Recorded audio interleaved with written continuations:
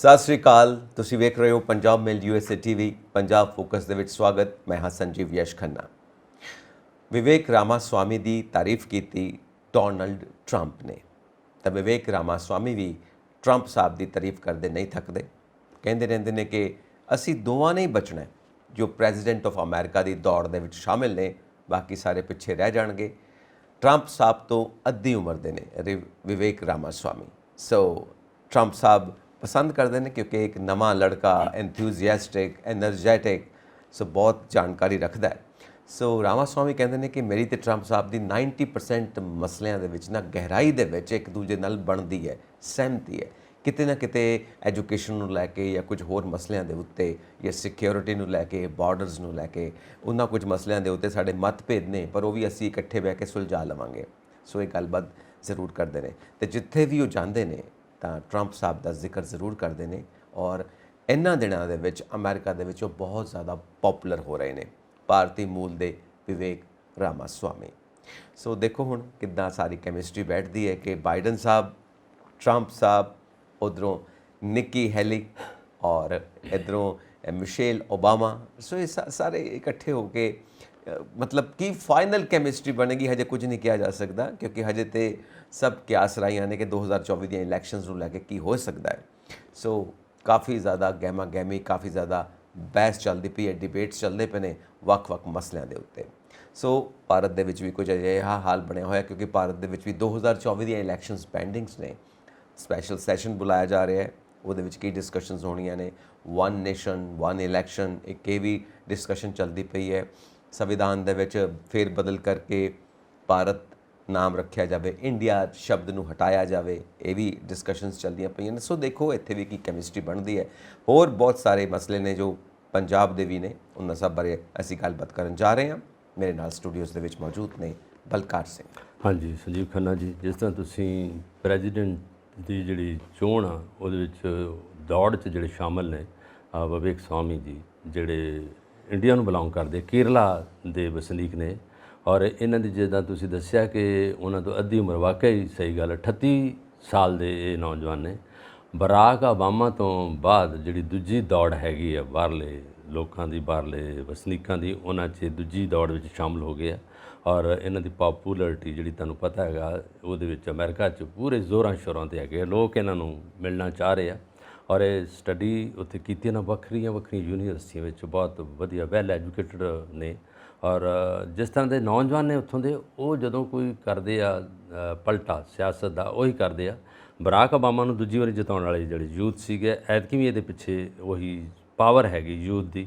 ਔਰ ਮੇਰਾ ਖਿਆਲ ਹੈ ਜਿਸ ਤਰ੍ਹਾਂ ਕਮਲਾ ਹੈਰਿਸ ਨੇ ਹੁਣ ਉੱਥੋਂ ਦੇ ਵਾਈਸ ਪ੍ਰੈਜ਼ੀਡੈਂਟ, ਔਰ ਦੂਜੀ ਵਾਰ ਜਿਹੜੀ ਹੈਗੀ ਵਾਗਡੋਰ ਅਮਰੀਕਾ ਦੀ ਫਿਰ ਇਹਨਾਂ ਦੇ ਭਾਰਤੀ ਮੂਲ ਦੇ ਲੋਕਾਂ ਦੇ ਕੋਲ ਆ ਜਾਊਗੀ। ਜਿਸ ਤਰ੍ਹਾਂ ਰਿਸ਼ੀ ਸੁਨਕ ਬ੍ਰਿਟੇਨ ਵਿੱਚ ਬੈਠੇ ਨੇ ਵਾਗਡੋਰ ਫੜ ਕੇ ਸਿਆਸਤੀ। ਔਰ ਇਸੇ ਤਰ੍ਹਾਂ ਹੀ ਦੂਸਰੇ ਸਿੰਗਾਪੁਰ ਵਿੱਚ ਵੀ ਇਹ ਰੌਲਾ ਪੈ ਰਿਹਾ ਕਿ ਜਿਹੜੇ ਭਾਰਤੀ ਮੂਲ ਦੇ ਜਿਹੜੇ ਵਸਨੀਕ ਨੇ ਉਹ ਹੀ ਚਾਹ ਰਹੇ ਨੇ ਕਿ ਏਸ਼ੀਅਨ ਕੰਟਰੀ ਦਾ ਕੋਈ ਨਾ ਕੋਈ ਆਵੇ।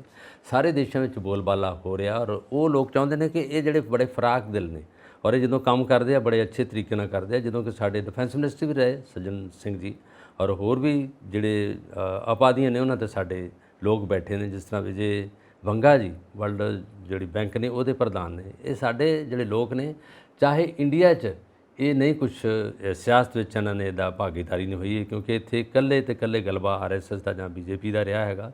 ਬਾਹਰਲੇ ਦੇਸ਼ਾਂ ਵਿੱਚ ਸਾਡੇ ਲੋਕ ਛਾਏ ਪਏ ਨੇ। ਜਿਸ ਤਰ੍ਹਾਂ ਤੁਸੀਂ ਸ਼ੁਰੂ ਕੀਤਾ ਪ੍ਰੋਗਰਾਮ ਦਾ, ਅੱਛੀ ਗੱਲ ਹੈ ਕਿ ਸਾਡੀ ਬਾਹਰਲੇ ਦੇਸ਼ਾਂ ਵਿੱਚ ਜਿਹੜੀ ਬਣਤਾ ਚਿਹਰਾ ਮੋਹਰਾ ਹੈਗਾ, ਜਾਂ ਜੋ ਅਸੀਂ ਸਾਰਾ ਚਿਹਰਾ ਮੋਹਰਾ ਮੰਤਾਰਾ ਜਿਹੜਾ ਬਣਾ ਰਹੇ ਹਾਂ ਬਾਹਰਲੇ ਦੇਸ਼ਾਂ ਦਾ, ਬਹੁਤ ਅੱਛੀ ਗੱਲ ਹੈ। ਔਰ ਲੋਕ ਤਾਂ ਬੱਚੇ ਸਾਡੇ ਪੜ੍ਹਨ ਲਈ ਜਾਂਦੇ ਪਰ ਉੱਥੇ ਸਿਆਸਤ ਵਿੱਚ ਸ਼ਾਮਲ ਹੋ ਜਾਂਦੇ ਆ। ਇਹ ਗੱਲ ਸਾਡੇ ਦੇਸ਼ ਦੇ ਬੱਚਿਆਂ ਨੂੰ ਵੀ ਪਤਾ ਹੈ, ਨੌਜਵਾਨਾਂ ਨੂੰ ਵੀ ਪਤਾ ਹੈਗਾ, ਅਤੇ ਸਿਆਸੀ ਲੀਡਰਾਂ ਨੂੰ ਪਤਾ ਕਿ ਸਾਡੀ ਬਾਹਰ ਦੇ ਦੇਸ਼ਾਂ ਵਿੱਚ ਕੈਸੀ ਚੜ੍ਹਤ ਹੈ। ਬਿਲਕੁਲ ਹੈ। ਅਤੇ ਹੁਣ ਆਪਾਂ ਗੱਲ ਕਰਦੇ ਹਾਂ ਆਪਣੇ ਭਾਰਤ ਦੇ ਵਿੱਚ ਜੋ G20 ਦਾ ਹੋਣ ਜਾ ਰਿਹਾ, ਕਿਉਂਕਿ ਪੂਰੀ ਦੁਨੀਆ ਦੇ ਵਿੱਚ ਗਹਿਮਾ ਗਹਿਮੀ ਹੈ ਇਸ ਗੱਲ ਨੂੰ ਲੈ ਕੇ ਕਿ G20 ਦੇ ਵਿੱਚ ਜਿਹੜੇ ਖਾਸ ਮਸਲੇ ਹੱਲ ਕਰਨੇ ਨੇ।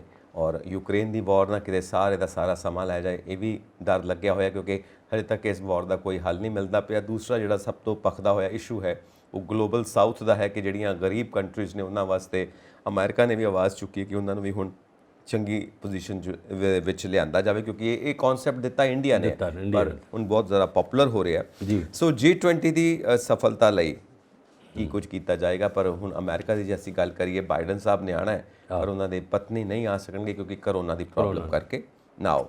ਹੁਣ ਬਾਈਡਨ ਸਾਹਿਬ ਦਾ ਆਉਣਾ ਬੜਾ ਸ਼ੁਭ ਮੰਨਿਆ ਜਾ ਰਿਹਾ।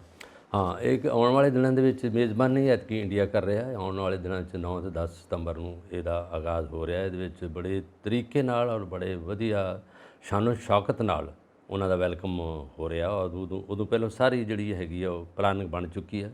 ਔਰ ਜਿੱਥੇ ਆ ਰਿਹਾ ਦਿੱਲੀ ਦੇ ਵਿੱਚ ਐਂਟਰੀ ਥੋੜ੍ਹੀ ਦੇਰ ਉਹਨਾਂ ਦਿਨਾਂ ਵਿੱਚ ਬੰਦ ਕਰਤੀ ਹੈ, ਰੂਟ ਡਿਵਰਟ ਕਰ ਦਿੱਤੇ ਆ ਔਰ ਉੱਥੇ ਉਹਨਾਂ ਦੇ ਵੈਲਕਮ ਲਈ ਹੋਟਲ ਬੁੱਕ ਹੋ ਰਹੇ ਆ। ਜਿਸ ਤਰ੍ਹਾਂ ਤੁਸੀਂ ਜ਼ਿਕਰ ਕੀਤਾ, ਬਾਈਡਨ ਸਾਹਿਬ ਆ ਰਹੇ ਨੇ 7 ਸਤੰਬਰ ਨੂੰ ਉੱਥੋਂ ਚੱਲ ਪੈਣਗੇ ਅਮਰੀਕਾ ਤੋਂ ਔਰ ਵਾਈਟ ਹਾਊਸ 'ਚ ਉਹਨਾਂ ਡਿਕਲੇਅਰ ਕਰਤਾ ਕਿ ਮੈਂ ਉੱਥੇ ਜਾ ਕੇ ਵਿਜ਼ਿਟ ਕਰਕੇ ਔਰ ਭਾਰਤ ਦੇ ਨਾਲ ਐਸੀ ਸਾਂਝ ਅਸੀਂ ਬਣਾਵਾਂਗੇ ਜਿਹੜੀ ਚਿਰਜੀਵ ਰਵੇ। ਔਰ ਮੈਂ ਜਾਣ ਵਾਲਾ ਇੱਥੋਂ ਸਿਆਸਤ 'ਚੋਂ, ਔਰ ਉਦੋਂ ਬਾਅਦ ਹੋ ਸਕਦਾ ਮੈਂ ਦੂਜੀ ਵਾਰ ਵੀ ਆ ਜਾ, ਪਰ ਜੋ ਮੋਦੀ ਸਾਹਿਬ ਨਾਲ ਮੇਰਾ ਰਿਸ਼ਤਾ ਬਣ ਗਿਆ ਔਰ ਬਾਕਾਇਦਾ ਤੌਰ 'ਤੇ ਇਹ ਪਹਿਲੀ ਵਾਰ ਆ ਰਹੇ ਇੰਡੀਆ। ਔਰ ਦੂਜੀ ਸਾਡੇ ਪ੍ਰਧਾਨ ਮੰਤਰੀ ਬਹੁਤ ਵਾਰੀ ਅਮਰੀਕਾ ਦੀ ਵਿਜ਼ਿਟ ਕਰ ਚੁੱਕੇ ਆ ਔਰ ਉਹ ਕਹਿੰਦੇ ਕਿ ਜੋ ਅਸੀਂ ਸਵਾਗਤ, ਜੋ ਅਸੀਂ ਉਹਨਾਂ ਦਾ ਪਿਆਰ ਖੱਟਿਆ ਸਾਡੇ ਸਾਰੇ ਵਸਨੀਕਾਂ ਨੇ, ਅਸੀਂ ਵੀ ਚਾਹੁੰਦੇ ਹਾਂ ਕਿ ਉਹਨਾਂ ਨਾਲ ਮੈਂ ਵੀ ਉੱਥੇ ਜਾ ਕੇ ਗੱਲ ਕਰਾਂ ਔਰ ਇੰਡੀਆ ਨੂੰ ਪੂਰੇ ਤਰੀਕੇ ਨਾਲ ਵੇਖਾਂਗੇ। ਉਹਨਾਂ ਦੇ ਵਫਦ ਤੋਂ ਬਹੁਤ ਜਿਹੜੇ ਰਿਪਰੈਜ਼ੈਂਟੇਟਿਵ ਇੰਡੀਆ ਆਉਂਦੇ ਰਹੇ ਪਰ ਖੁਦ ਐਤਕੀ ਆਪ ਆ ਰਹੇ ਆ। ਔਰ ਉਦੋਂ ਬਾਅਦ ਇਲੈਕਸ਼ਨ ਤਾਂ ਤੁਹਾਨੂੰ ਪਤਾ ਹੈ ਕਿ ਇਲੈਕਸ਼ਨ ਅਮਰੀਕਾ 'ਚ ਵੀ ਸ਼ੁਰੂ ਹੋਣ ਵਾਲੀ ਆ ਮੁਹਿੰਮੇ ਦੀ ਔਰ ਕੰਪੇਨ ਸ਼ੁਰੂ ਹੋ ਗਈ ਉੱਥੇ ਤੇ ਸਾਡੇ ਵੀ ਹੋ ਗਈ ਆ। ਔਰ ਦੁਵੱਲਾ ਸਾਂਝ ਜਿਹੜੀ ਹੈਗੀ ਵਪਾਰਕ ਜਾਂ ਲੈਣ ਦੇਣ ਦੀ ਸਾਂਝ ਜਿਹੜੀ ਹੈਗੀ ਉਹ ਤਾਂ ਨਿਰੰਤਰ ਚੱਲਦੀ ਰਹੀ ਹੈ। ਔਰ ਇਹਦੇ ਵਿੱਚ ਸ਼ੀ ਜਿਨਪਿੰਗ ਜਿਹੜੇ ਆ ਉਹ ਨਹੀਂ ਆਉਣਗੇ, ਉਹਨਾਂ ਦੀ ਜਗ੍ਹਾ ਪ੍ਰਧਾਨ ਮੰਤਰੀ ਆ ਰਹੇ ਨੇ ਉਹਨਾਂ ਦੇ। ਔਰ ਉਹ ਇਸ ਕਰਕੇ ਆ ਰਹੇ ਕਿ ਉਹ ਹੋ ਸਕਦਾ ਉਹ ਕਿਸੇ ਹੋਰ ਰੁਝੇਵੇਂ 'ਚ ਹੈਗੇ, ਉਹਨਾਂ ਨੇ ਆਪਣੇ ਨਾਲ ਦੇ ਹੀ ਜਿਹੜੇ ਨੈਕਸਟ ਪਦਵੀ 'ਤੇ ਨੇ ਪ੍ਰਧਾਨ ਮੰਤਰੀ, ਉਹਨਾਂ ਨੂੰ ਭੇਜ ਦਿੱਤਾ। ਉਹ ਹੁਣ ਉਹ ਕਹਿ ਰਹੇ ਨੇ ਕਿ ਅਸੀਂ ਇਹਦੀ ਸਫਲਤਾ ਲਈ ਔਰ ਇਹਦੇ ਕੰਮ ਕਾਜ ਲਈ ਔਰ ਇਹਨੂੰ ਆਰਥਿਕ ਹਲਾਰਾ ਦੇਣ ਲਈ ਅਸੀਂ ਇੰਡੀਆ ਨਾਲ ਹਾਂ, ਭਾਰਤ ਨਾਲ ਹਾਂ, ਕਿਉਂਕਿ ਉਹ ਮੇਜ਼ਬਾਨੀ ਕਰ ਰਿਹਾ, ਉਹ ਖਰਚ ਕਰ ਰਿਹਾ ਸਾਰਾ ਕੁਝ। ਐਤਕੀ ਜੋ ਐਲਾਨ ਕੀਤਾ, ਚਾਈਨਾ ਨੇ ਬਹੁਤ ਅੱਛਾ ਐਲਾਨ ਕੀਤਾ। ਉਹਨਾਂ ਨੇ ਕਿਹਾ ਕਿ ਸਾਡਾ ਵਪਾਰਕ ਸਾਂਝ ਬਹੁਤ ਵੱਡੀ ਹੈ, ਇਲੈਕਟ੍ਰੋਨਿਕ ਦਾ ਸਮਾਨ ਸਾਡਾ ਇੰਡੀਆ 'ਚ ਬਹੁਤ ਵਰਤੋਂ ਵਿੱਚ ਆ ਰਿਹਾ ਤਾਂ ਅਸੀਂ ਇਸ 'ਤੇ ਵੀ ਗੱਲ ਕਰਾਂਗੇ, ਕੰਪਨੀਆਂ ਵੀ ਐਸਟੈਬਲਿਸ਼ ਕਰਾਂਗੇ। ਔਰ ਅਸੀਂ ਚਾਹੁੰਦੇ ਹਾਂ ਕਿ ਉਹਨਾਂ ਦੇ ਜਿਹੜੇ ਵਿਦੇਸ਼ ਮੰਤਰੀ, ਉਹਨਾਂ ਨਾਲ ਇੱਕ ਮੀਟਿੰਗ ਵੀ ਰੱਖੀ ਜਾਊਗੀ, ਸਾਡੇ ਵਿਦੇਸ਼ ਮੰਤਰੀ ਵੀ ਉੱਚ ਮਿਲਣਗੇ। ਪਰ ਪਾ ਲਾ ਕੇ ਜਦੋਂ ਸਰਹੱਦਾਂ ਦਾ ਮਾਮਲਾ ਆਉਂਦਾ ਜਾਂ ਜਦੋਂ ਕਬਜ਼ਾ ਜਿਹੜਾ ਉਹਨਾਂ ਕੋਲ ਛਡਾਉਣ ਦੀ ਗੱਲ ਆਉਂਦੀ ਆ, ਜਿਸ 'ਚ UNO ਜਾਂ ਜਿਹੜੀ ਹੈਲਥ ਕੌਂਸਲ ਹੈਗੀ ਆ, ਉਹਨਾਂ ਦਾ ਵੀ ਹੈਲਥ ਕੌਂਸਲ ਵਾਲੇ ਅਤੇ ਦੂਸਰੇ ਜਿਹੜੇ ਹੈਗੇ ਨੇ ਸਾਰੀਆਂ ਏਜੰਸੀਆਂ ਉਹ ਪਿੱਛੇ ਹਟ ਜਾਂਦੀਆਂ। ਇਸ ਕਰਕੇ ਪਿੱਛੇ ਹਟ ਜਾਂਦੀਆਂ ਕਿਉਂਕਿ ਭਾਰਤ ਦੀ ਜਿਹੜੀ ਹੈ ਉਲਝਿਆ ਬੜੀ ਦੇਰ ਤੋਂ ਹੈਗਾ ਸਰਹੱਦਾਂ ਦਾ ਖੇਤਰ। ਪਰ ਇਹਨਾਂ ਦੇ ਵਿੱਚ G20 ਜਿਹੜਾ ਆਇਤਨੀ ਸਿਖਰ ਸੰਮੇਲਨ ਹੋ ਰਿਹਾ ਉਹਦੇ ਵਿੱਚ ਇਹਨਾਂ ਨਾਲੋਂ ਬਹੁਤ ਭਰਵਾਂ ਅਤੇ ਬੜਾ ਵਧੀਆ ਹੰਗਾਰਾ। ਐਕਚੁਅਲੀ ਗੱਲ ਇਹ ਹੈ ਕਿ ਜਦੋਂ ਸ਼ੀ ਜਿਨਪਿੰਗ ਉਹਨਾਂ ਦਾ ਸ਼ੋਰ ਨਹੀਂ ਆਉਣਾ, ਉਧਰੋਂ ਵਲਾਦੀਮੀਰ ਪੁਤਿਨ ਜੋ ਰਸ਼ੀਆ ਦੇ ਪ੍ਰੈਜ਼ੀਡੈਂਟ ਹੈ ਉਹਨਾਂ ਦਾ ਵੀ ਸ਼ੋਰ ਨਹੀਂ ਆਉਣਾ, ਤਾਂ ਫਿਰ ਕਈ ਜਗ੍ਹਾ ਦੇ ਉੱਤੇ ਗੱਲ ਹੁੰਦੀ ਹੈ ਕਿ ਦੋ ਦੇਸ਼ ਤੇ ਆ ਹੀ ਨਹੀਂ ਰਹੇ। ਹੁਣ G20 ਦੀ ਥਾਂ ਤੇ G18 ਹੋ ਜਾਣਾ ਚਾਹੀਦਾ ਇਹਦਾ। 18 ਰਹਿ ਗਏ ਹੈ ਨਾ, 18 ਰਹਿ ਗਏ। ਤਾਂ ਜੇ ਇਹ ਚਾਈਨਾ ਵੱਲੋਂ ਕੋਈ ਨਹੀਂ ਹੈ, ਰਸ਼ੀਆ ਵੱਲੋਂ ਕੋਈ ਨਹੀਂ ਹੈ, ਤੇ ਬਾਈਡਨ ਸਾਹਿਬ ਇਕੱਲੇ ਕੀ ਕਰਨਗੇ? ਕਿਉਂਕਿ ਇਹ ਤਿੰਨੋਂ ਮਹਾਸ਼ਕਤੀਆਂ ਮਿਲ ਕੇ ਆਪਸ 'ਚ ਫੈਸਲਾ ਕਰਨ ਕਿ ਅੱਗੇ ਕਰਨਾ ਕੀ ਹੈ। ਯੁੱਧਾਂ ਦੀ ਗੱਲ ਹੋਵੇ, ਯੁੱਧ ਕਿੱਦਾਂ ਮਤਲਬ ਸਮਾਪਤ ਕਰਨੇ ਨੇ, ਔਰ ਨਾਲ ਇਹ ਗੱਲ ਹੋਵੇ ਕਿ ਇਕਨੋਮੀ ਨੂੰ ਕਿੱਦਾਂ ਹੁਲਾਰਾ ਦੇਣਾ, ਨਾਲ ਜਿਹੜਾ ਗਲੋਬਲ ਸਾਊਥ ਦਾ ਹੈ ਕਿ ਗਰੀਬ ਕੰਟਰੀਜ਼ ਨੂੰ ਕਿੱਦਾਂ ਅੱਗੇ ਲੈ ਕੇ ਆਉਣਾ। ਇਹ ਸਾਰੀਆਂ ਗੱਲਾਂ ਮਿਲ ਕੇ ਕਰਨਗੇ ਤਾਂ ਹੀ ਜਾ ਕੇ ਹੋਣ ਲੱਗਾ। ਕਿਉਂਕਿ ਜੇ ਇਹ ਤਿੰਨੋਂ ਦੇਸ਼ ਇਕੱਠੇ ਨਹੀਂ ਹੁੰਦੇ ਤਾਂ ਵਰਲਡ ਦੀ ਪੋਲਿਟਿਕਸ ਨੂੰ ਕੋਈ ਵੀ ਰਾਹ ਨਹੀਂ ਦਿੱਤਾ ਜਾ ਸਕਦਾ। ਦੂਜੀ ਗੱਲ ਇਹ ਹੈ ਕਿ ਜੇ ਇੱਥੇ ਕੋਈ ਸਹਿਮਤੀ ਨਾ ਬਣੀ ਤਾਂ ਫਿਰ ਕੀ ਹੋਏਗਾ? ਕਿਉਂਕਿ ਪਹਿਲਾਂ UNO ਹੈ, ਉੱਥੇ ਵੀ ਕੋਈ ਨਾ ਕੋਈ ਵੀਟੋ ਪਾਵਰ ਲੈ ਕੇ ਮਸਲਾ ਹੱਲ ਨਹੀਂ ਹੋਣ ਦਿੰਦਾ, ਆਪਣਾ ਵੀਟੋ ਪਾਵਰ ਇਸਤੇਮਾਲ ਕਰਦਾ। ਵਰਲਡ ਟ੍ਰੇਡ ਆਰਗੇਨਾਈਜੇਸ਼ਨ ਹੈ, ਉੱਥੇ ਕੱਟਸ ਉਹਨਾਂ ਦੇ ਉੱਤੇ ਲੱਗਦੇ ਨੇ। ਜਿਹੜੇ ਦੇਸ਼ ਆਲਰੇਡੀ ਜਿਹਨੂੰ ਕਹਿੰਦੇ ਮਰੇ ਪਏ ਨੇ ਉਹਨਾਂ ਨੂੰ ਹੋਰ ਮਾਰਨ ਦੀ ਕੋਸ਼ਿਸ਼ ਕੀਤੀ ਜਾਂਦੀ ਹੈ। ਔਰ ਵਿਦੇਸ਼ੀ ਕੰਪਨੀਆਂ ਔਰ ਜਿਹੜੇ ਦੇਸ਼ਾਂ ਕੋਲ ਪਾਵਰ ਹੈਗੀ ਉਹ ਆਪਣੀਆਂ ਕੰਪਨੀਆਂ ਨੂੰ ਅਪਲਿਫਟ ਕਰਨ ਵਾਸਤੇ ਹਮੇਸ਼ਾ ਆਪਣੀ ਪਾਵਰ ਦਾ ਇਸਤੇਮਾਲ ਕਰਦੀਆਂ। ਇਹ ਵਰਲਡ ਟ੍ਰੇਡ ਆਰਗੇਨਾਈਜੇਸ਼ਨ 'ਚ ਹੁੰਦਾ ਪਿਆ। ਖੇਤੀਬਾੜੀ ਦਾ ਬੁਰਾ ਹਾਲ ਤਾਂ ਹੀ ਹੈ। ਔਰ ਅਸੀਂ ਜੇ ਦੇਖੀਏ ਕਿ ਸਾਡੀ ਕੰਟਰੀ ਦਾ ਇਹਦੇ 'ਚ ਕੀ ਪੋਜੀਸ਼ਨ ਰਹੇਗੀ, ਬ੍ਰਿਕਸ ਦੇ ਵਿੱਚ ਸਾਡਾ ਨਾਂ ਰਿਹਾ, ਹੁਣ ਇਸ ਤੋਂ G20 ਦੇ ਵਿੱਚ ਸਾਡਾ ਨਾਂ ਹੈ। ਔਰ ਅਮਰੀਕਾ ਵੱਲੋਂ ਇਹ ਸਟੇਟਮੈਂਟ ਆਈ ਸੀ ਕਿ ਰਸ਼ੀਆ ਔਰ ਚੀਨ ਦੋਵੇਂ ਇਕੱਠੇ ਹੀ ਨੇ। ਹਾਲਾਂਕਿ ਰਸ਼ੀਆ ਬਹੁਤ ਵਧੀਆ ਦੋਸਤ ਹੈ, ਪਰ ਚੀਨ ਦੀ ਗੱਲ ਕਰਦੇ ਹੋਏ ਅਮਰੀਕਾ ਦੇ ਜੋ ਰਿਪਰੈਜ਼ੈਂਟੇਟਿਵਸ ਨੇ ਉਹਨਾਂ ਨੇ ਕਿਹਾ ਕਿ ਅਮਰੀਕਾ ਇਹ ਸਮਝਦਾ ਕਿ ਚੀਨ ਨਹੀਂ ਚਾਹੁੰਦਾ ਕਿ ਭਾਰਤ ਆਗੂ ਬਣੇ, ਭਾਰਤ ਲੀਡਰ ਬਣੇ, ਔਰ G20 ਕਰਕੇ ਉਹ ਲੀਡਰ ਬਣ ਸਕਦਾ ਹੈ। ਇਸ ਚੀਜ਼ ਨੂੰ ਉਹ ਪਸੰਦ ਨਹੀਂ ਕਰਦੇ। ਸੋ ਇਹ ਸਭ ਚੀਜ਼ਾਂ ਜਿਹੜੀਆਂ ਇਕੱਠੀਆਂ ਚੱਲਦੀਆਂ ਪਈਆਂ। ਹੁਣ ਇੱਥੇ ਹੈ ਕਿ ਇੰਨਾ ਵੱਡਾ ਖਰਚਾ ਔਰ ਇੰਨਾ ਵੱਡਾ ਡਰਾਮਾ ਚੱਲਦਾ ਪਿਆ ਔਰ ਕਿਆ ਘਟਨਾਵਾਂ ਹੁੰਦੀਆਂ ਪਈਆਂ ਨੇ ਚੰਦਰਯਾਨ 3 ਦੀ ਘਟਨਾ ਹੋਈ, ਹਾਂ ਮਿਲਟਰੀ ਡਰਿਲਸ ਦੀ ਘਟਨਾ ਹੋ ਰਹੀ ਆ, ਉਸ ਤੋਂ ਬਾਅਦ ਸਪੈਸ਼ਲ ਸੈਸ਼ਨ ਆ ਰਿਹਾ, ਹਾਂ ਉਸ ਤੋਂ ਬਾਅਦ ਵਨ ਨੇਸ਼ਨ ਵਨ ਇਲੈਕਸ਼ਨ ਦੀ ਥਿਊਰੀ ਹੋ ਰਹੀ ਹੈ, ਉਸ ਤੋਂ ਬਾਅਦ ਇੰਡੀਆ ਸ਼ਬਦ ਨੂੰ ਕਨਸਟੀਟਿਊਸ਼ਨ ਤੋਂ ਹਟਾਉਣਾ ਹੈ, ਇਹ ਗੱਲਾਂ ਹੋ ਰਹੀਆਂ ਨੇ। ਸੋ ਇਹ तमाम ਗੱਲਾਂ ਨੇ। ਔਰ ਇੱਕ ਥੋੜੀ ਜਿਹੀ ਜਿਹੜੀ ਪੁਰਾਣੀ ਗੱਲ ਹੋ ਗਈ ਪਰ ਹਜੇ ਵੀ ਉਹ ਕਰੰਟ ਅਫੇਅਰ ਹੈ ਕਿ ਯੂਕਰੇਨ ਦੀ ਵਾਰ ਜੋ ਰਸ਼ੀਆ ਨਾਲ ਚੱਲਦੀ ਪਈ ਹੈ, ਰਸ਼ੀਆ ਉਹਦੇ 'ਚ ਕਮਜ਼ੋਰ ਹੋ ਰਿਹਾ, ਅਮਰੀਕਾ ਉਹਦੇ 'ਚ ਸਟਰੋਂਗ ਹੋ ਰਿਹਾ, ਔਰ ਇੱਧਰੋਂ ਚੀਨ ਵੀ ਸਟਰੋਂਗ ਹੋ ਰਿਹਾ, ਦੋਨਾਂ ਦੀ ਆਪਸ ਦੇ ਵਿੱਚ ਖਹਿਬਾਜ਼ੀ ਹੁੰਦੀ ਪਈ ਹੈ ਕਿਉਂਕਿ ਨਾਟੋ ਨੇਸ਼ਨਸ ਵੀ ਲੱਗੇ ਹੋਏ ਨੇ। ਸੋ ਇਹ ਸਭ ਗੱਲਾਂ ਜੀ ਆਪਾਂ ਦੇਖੀਏ ਤਾਂ ਵੈਸੇ ਸਾਰੇ ਜਿਹੜੇ ਚਿੰਤਕ ਨੇ ਜਾਂ ਸਕਾਲਰ ਨੇ ਉਹ ਚਾਹੁੰਦੇ ਸੀ ਕਿ ਜਿਹੜੇ ਪੁਤਿਨ ਜੀ ਔਰ ਸ਼ੀ ਜਿਨਪਿੰਗ ਸ਼ੀ ਜਿਨਪਿੰਗ ਇਕੱਠੇ ਆਉਣ, ਔਰ ਇਹਨਾਂ ਦਾ ਆਉਣਾ ਬਣਦਾ ਸੀਗਾ, ਜਾਂ ਫਿਰ ਉਹਨਾਂ ਦੇ ਯੂਕਰੇਨ ਦੇ ਜਿਹੜੇ ਪ੍ਰੈਜ਼ੀਡੈਂਟ ਨੇ ਉਹਨਾਂ ਨੂੰ ਆਉਣਾ ਬਣਦਾ ਉਹ ਤਾਂ ਮੈਂਬਰ ਹੀ ਨਹੀਂ ਹੈਗੇ। ਹਾਂ ਉਹ ਚਲੋ ਮੈਂਬਰ ਨਹੀਂ ਗਏ, ਪਰ ਉਹਨਾਂ ਦੀ ਗੱਲ ਤਾਂ ਹੋਣੀ ਚਾਹੀਦੀ ਸੀ ਕਿ ਜਿਹੜੀ ਖਾਸ ਮੁੱਦਾ ਜਿਹੜਾ ਯੂਕਰੇਨ ਤੇ ਰਸ਼ੀਆ ਦੀ ਲੜਾਈ ਵਾਲਾ ਸੀਗਾ G20 ਦੇ ਵਿੱਚ ਇਹਨਾਂ ਨੂੰ ਛੇੜਨਾ ਚਾਹੀਦਾ ਸੀ। ਜਦੋਂ ਪੁਤਿਨ ਜੀ ਆਪ ਹੀ ਨਹੀਂ ਆ ਰਹੇ ਤੇ ਕਿਹਨੇ ਛੇੜਨਾ, ਕੀ ਗੱਲ ਹੋਊਗੀ? ਔਰ ਜਿਹੜੇ ਇਸ਼ੂ ਨੇ ਇੰਟਰਨੈਸ਼ਨਲ ਉਹਨਾਂ ਤੇ ਤਾਂ ਕੋਈ ਗੱਲ ਹੋਣੀ ਨਹੀਂ, ਜਿਹੜੀ ਵੀ ਹੋਈ ਤੇ ਫਿਰ ਦੂਜੇ ਪਾਸੇ ਹੈਗਾ। ਬੇਸਿਕਲੀ ਇਹਨਾਂ ਨੇ ਗੱਲ ਹੈਗੀ ਕਿ ਜਿਹੜੇ ਆਰਥਿਕ ਤੌਰ ਤੇ ਪਛੜੇ ਕੰਟਰੀ ਨੇ ਉਹਨਾਂ ਨੂੰ ਜਿਹੜਾ ਉਹਨਾਂ ਨੂੰ ਸਟੇਬਲ ਕਰਨਾ, ਉਹਨਾਂ ਨੂੰ ਪੈਸਾ ਦੇਣਾ। ਇਹ ਜਿਹੜੇ ਬਾਕੀ ਸੁਪਰ ਕੰਟਰੀ ਨੇ ਜਾਂ ਜਿਹੜੇ ਪੈਸੇ ਦੇ ਤਨਾੜ ਕੰਟਰੀ ਨੇ ਉਹਨਾਂ ਨੂੰ ਚਾਹੀਦਾ ਕਿ ਉਹਦੇ ਵਿੱਚ ਉਹ ਸ਼ਾਮਲ ਹੋਣ ਔਰ ਪੈਸਾ ਦੇਣ। ਜਦੋਂ ਇਹ ਪਛਾਣ ਨੂੰ ਹਟਦੇ ਜਾ ਰਹੇ, ਨਹੀਂ ਆ ਰਹੇ, ਇਹਦੇ ਵਿੱਚ ਕੁਝ ਨਾ ਕੁਝ ਤਾਂ ਹੁੰਦਾ, ਇਹਦੇ ਵਿੱਚ ਦੋ ਚੀਜ਼ਾਂ ਮੰਨੀਆਂ ਆ ਸਕਦੀ ਹੈ। ਬਿਲਕੁਲ ਹੈ, ਦੋ ਚੀਜ਼ਾਂ ਮੰਨੀਆਂ ਜਾਂਦੀਆਂ ਨੇ ਕਿ ਚੀਨ ਨਹੀਂ ਚਾਹੁੰਦਾ ਕਿ ਭਾਰਤ ਆਗੂ ਬਣੇ, ਔਰ ਉਧਰ ਕਿਉਂਕਿ ਵਰਲਡ ਕੋਰਟ ਵਿੱਚੋਂ ਵਲਾਦੀਮੀਰ ਪੁਤਿਨ ਉਹਨਾਂ ਦੇ ਖਿਲਾਫ ਅਰੈਸਟ ਵਾਰੰਟ ਕਢਵਾ ਦਿੱਤੇ ਨੇ ਵੈਸਟਰਨ ਪਾਵਰਸ ਨੇ, ਇਸ ਕਰਕੇ ਉਹ ਅਮਰੀਕਾ ਨੂੰ ਅਵੋਇਡ ਕਰਨਾ ਚਾਹੁੰਦੇ ਨੇ। ਇਹ ਦੋ ਚੀਜ਼ਾਂ ਇੱਧਰ ਆ ਰਹੀਆਂ ਨੇ। ਉਹਨਾਂ ਦਾ ਰਿਜ਼ਲਟ ਕੀ ਹੋਏਗਾ ਕਿ G20 ਦਾ ਇੰਨਾ ਡਰਾਮਾ ਹੋ ਰਿਹਾ, ਪਰ ਜੇ ਇਹਦੇ ਵਿੱਚੋਂ ਕੋਈ ਰਿਜ਼ਲਟ ਨਾ ਨਿਕਲਿਆ ਦੈਨ ਵਾਟ। ਔਰ ਕਿਹਾ ਜਾਂਦਾ ਕਿ ਨੈਸ਼ਨਲ ਲੈਵਲ ਤੇ ਪੋਲਿਟਿਕਸ ਦੇ ਵਿੱਚ ਅਸੀਂ ਜਨਤਾ ਨੂੰ ਮੂਰਖ ਬਣਾਉਣ ਵਾਸਤੇ ਡਰਾਮਾ ਕਰਦੇ ਹਾਂ, ਹੁਣ ਇੰਟਰਨੈਸ਼ਨਲ ਲੈਵਲ ਤੇ ਵੀ ਡਰਾਮਾ ਹੋ ਰਿਹਾ ਲੋਕਾਂ ਨੂੰ ਮੂਰਖ ਬਣਾਉਣ ਵਾਸਤੇ। ਸੋ ਇਹ ਸਭ ਗੱਲਾਂ ਡਿਸਕਸ਼ਨ 'ਚ ਆ ਰਹੀਆਂ ਨੇ ਕਿਉਂਕਿ ਪਬਲਿਕ ਅੱਜ ਜਾਗਰੂਕ ਹੈ, ਹਰ ਗੱਲ ਨੂੰ ਸਮਝਦੀ ਹੈ। ਔਰ ਥੈਂਕਸ ਟੂ ਸੋਸ਼ਲ ਮੀਡੀਆ 'ਚ ਲੱਖ ਬੁਰਾਈਆਂ ਹੋਣ ਪਰ ਇੱਕ ਅੱਛਾਈ ਵੀ ਹੈਗੀ ਆ ਕਿ ਲੋਕਾਂ ਨੂੰ ਜਾਗਰੂਕ ਕਰਨ ਦਾ ਕੰਮ ਕਰਦਾ, ਲੋਕ ਡਿਬੇਟ ਕਰਦੇ ਨੇ ਆਪਸ ਦੇ ਵਿੱਚ। ਅਸਲ 'ਚ ਇੱਕ ਹੋਰ ਵੀ ਹੈਗਾ ਕਿ ਜਿਹੜਾ ਪੈਸਾ ਹੋ ਰਿਹਾ ਇਹਦੇ ਨਾਲ ਖਰਚ ਹੋ ਰਿਹਾ, ਉਹਦੇ ਵਿੱਚ ਜਿੰਨੇ ਲੋਕ ਆ ਰਹੇ ਆ, ਔਰ ਦਿੱਲੀ ਇਸ ਵੇਲੇ ਪੂਰੀ ਦੀ ਪੂਰੀ ਜਿਹੜੀ ਹੈਗੀ ਹੈ ਇਸੇ ਪਾਸੇ ਇਨਵੋਲਵ ਹੈਗੇ, ਆਫੀਸਰ ਵੀ ਇਹਦੇ ਪਾਸੇ ਲੱਗੇ ਆ। 144 ਧਾਰਾ ਲਗਾ ਦਿੱਤੀ ਗਈ, 100 ਧਾਰਾ ਵੀ ਲਗਾਤੀ ਔਰ ਰੂਟ ਜਿਹੜੇ ਹੈਗੇ ਉਹ ਵੀ ਬੰਦ ਕਰ ਦਿੱਤੇ, ਲੋਕਾਂ ਦਾ ਆਉਣਾ ਜਾਣਾ ਉਹ ਵੀ ਬੰਦ ਕਰ ਦਿੱਤਾ। ਬੱਚੇ ਪੜ੍ਹਨ ਤੋਂ ਵੀ ਬੇਕਾਰ ਹੋਣਗੇ, ਔਰ ਬੱਚੇ ਜਿਹੜੇ ਬਾਹਰ ਜਾਂਦੇ ਸੀਗੇ ਉਹਨਾਂ ਨੇ ਵੀ ਰਹਿਣਾ, ਏਅਰਪੋਰਟ ਵੀ ਬੰਦ ਹੋਣਗੀਆਂ, ਕਈ ਚੀਜ਼ਾਂ ਠੱਪ ਹੋ ਜਾਣੀਆਂ ਇਸੇ ਕਰਕੇ। ਜਦੋਂ ਕਿ ਜਿਹੜਾ ਕੰਟਰੀ ਸਾਡਾ ਡਿਵੈਲਪਿੰਗ ਕੰਟਰੀ, ਸਾਰਾ ਕੁਝ ਵੱਡੇ ਦੇਸ਼ਾਂ ਨੂੰ ਕਰਨਾ ਚਾਹੀਦਾ। ਸਾਡੇ ਕੋਲ ਤਾਂ ਅੱਗੇ ਪੈਸਾ ਉਹਨਾਂ ਕੁ ਹੈਗਾ, ਅਸੀਂ ਤਾਂ ਪੈਸੇ ਦੇ ਅੱਗੇ ਹੀ ਕਰਜ਼ਾਈ ਹਾਂ, ਹਰ ਬੰਦਾ ਹੀ ਉਹਦੇ 'ਤੇ ਹੈਗਾ। ਇਹੀ ਪੈਸਾ ਕਿਉਂ ਨਹੀਂ ਸੀ ਬਾਹਰਲੇ ਸੂਬਿਆਂ ਨੂੰ ਦਿੱਤਾ ਜਾਂਦਾ ਜਿਹੜੇ ਹੜ੍ਹ ਪੀੜਤ ਨੇ, ਲੋਕ ਮਰ ਰਹੇ ਨੇ, ਪਾਣੀ 'ਚ ਡੁੱਬੇ ਪਏ ਨੇ। ਇਹ G20 ਦੇ ਤੇ ਬਾਕੀ ਸੁਪਨੇ ਲੈ ਰਹੇ ਆ, ਬਾਹਰਲੇ ਦੇਸ਼ਾਂ ਦੇ ਸੁਪਨੇ ਲੈ ਰਹੇ ਆ, ਉਹਨਾਂ ਨੂੰ ਹੱਥ ਮਿਲਾ ਰਹੇ ਆ। ਪਰ ਇਹਨਾਂ ਨੂੰ ਇਹ ਨਹੀਂ ਪਤਾ ਜਿਨ੍ਹਾਂ ਨੇ ਵੋਟਾਂ ਪਾ ਕੇ ਸਾਨੂੰ ਇਸ ਤਖਤ 'ਤੇ ਬਿਠਾਇਆ ਵਾ, ਉਹ ਤਾਂ ਇਸ ਵੇਲੇ ਵਿਚਾਰੇ ਭੁੱਖੇ ਬੈਠੇ ਆ ਔਰ ਛੱਤਾਂ ਤੋਂ ਬਗੈਰ ਬੈਠੇ ਆ, ਔਰ ਉਹ ਗਰਮੀ ਦੇ ਵਿੱਚ ਇਸ ਵੇਲੇ ਝੁਲਸੇ ਗਏ ਆ ਲੋਕ, ਔਰ ਫਸਲਾਂ ਬਰਬਾਦ ਹੋ ਗਈਆਂ।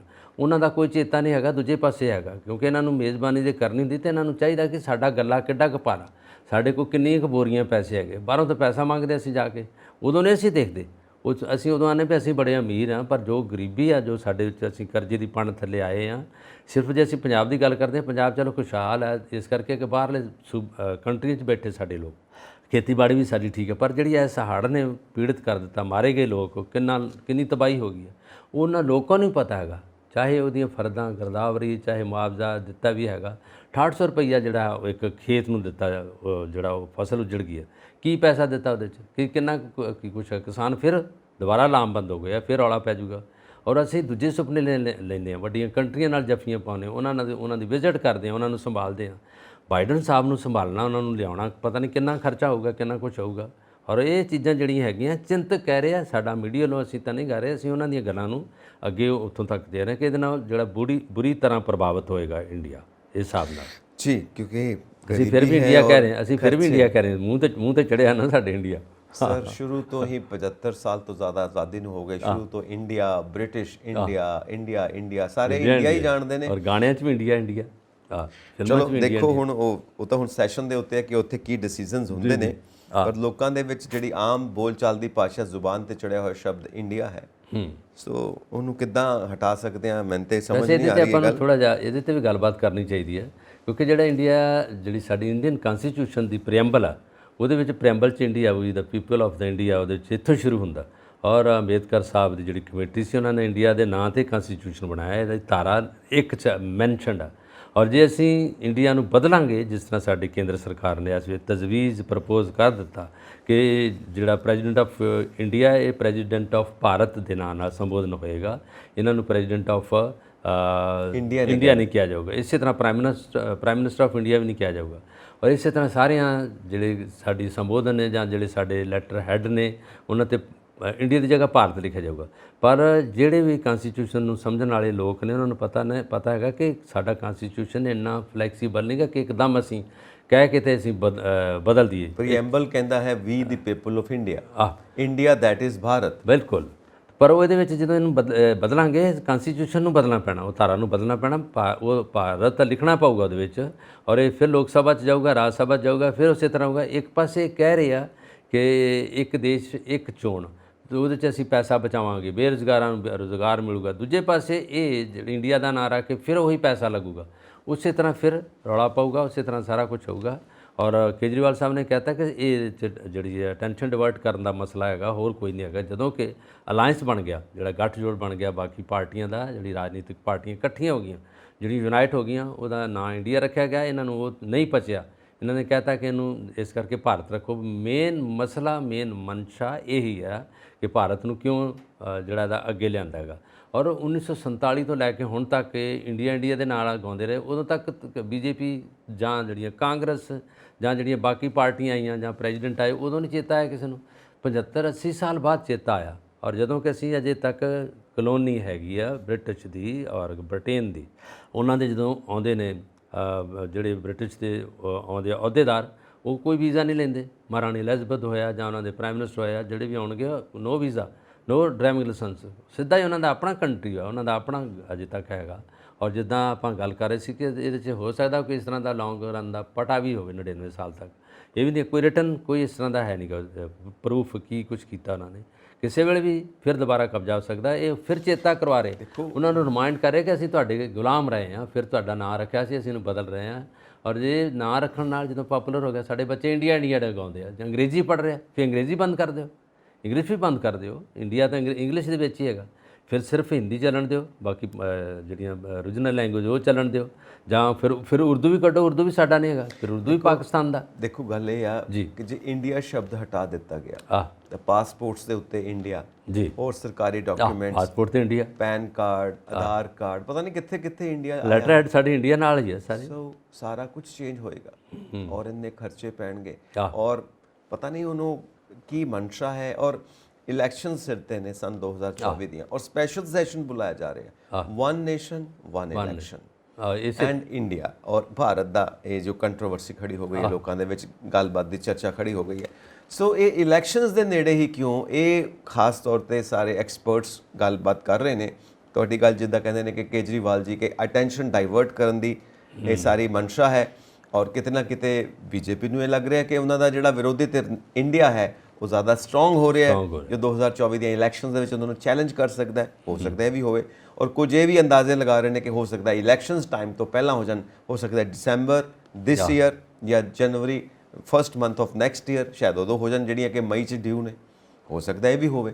ਸੋ ਕਈ ਗੱਲਾਂ ਨੇ ਜਿਹੜੀਆਂ ਇਸ ਵਕਤ ਲੋਕਾਂ ਦੀ ਜ਼ੁਬਾਨ ਤੇ ਨੇ, ਲੋਕੀ ਡਿਸਕਸ ਕਰ ਰਹੇ ਨੇ, ਪਰ ਇਹ ਮਾਹੌਲ ਸਾਰਾ ਇਲੈਕਸ਼ਨਸ ਦਾ ਹੀ ਹੈ। ਵੈਸੇ ਨੈਸ਼ਨਲ ਲੈਵਲ 'ਤੇ ਨਾ ਕਈ ਤਰ੍ਹਾਂ ਦੀਆਂ ਜਿਹੜੀਆਂ ਹੈਗੀਆਂ ਇਹ ਇਸ਼ੂ ਰੇਜ਼ ਹੋ ਰਹੇ ਆ, ਨਿੱਤ ਦਿਹਾੜੀ ਕੋਈ ਨਾ ਕੋਈ ਹੁੰਦਾ। ਹੁਣ ਤੱਕ ਗਿਣ ਲਓ ਕਿੰਨੇ ਕੁਛ ਆ ਗਿਆ, ਜਿਸ 'ਚ ਇੱਕ ਦੇਸ਼ ਇੱਕ ਇਲੈਕਸ਼ਨ ਦਾ ਆ ਗਿਆ, ਦੂਜਾ ਮੁੱਦਾ ਜਿਹੜਾ ਆ ਗਿਆ ਇੰਡੀਆ ਤੇ ਭਾਰਤ ਦਾ।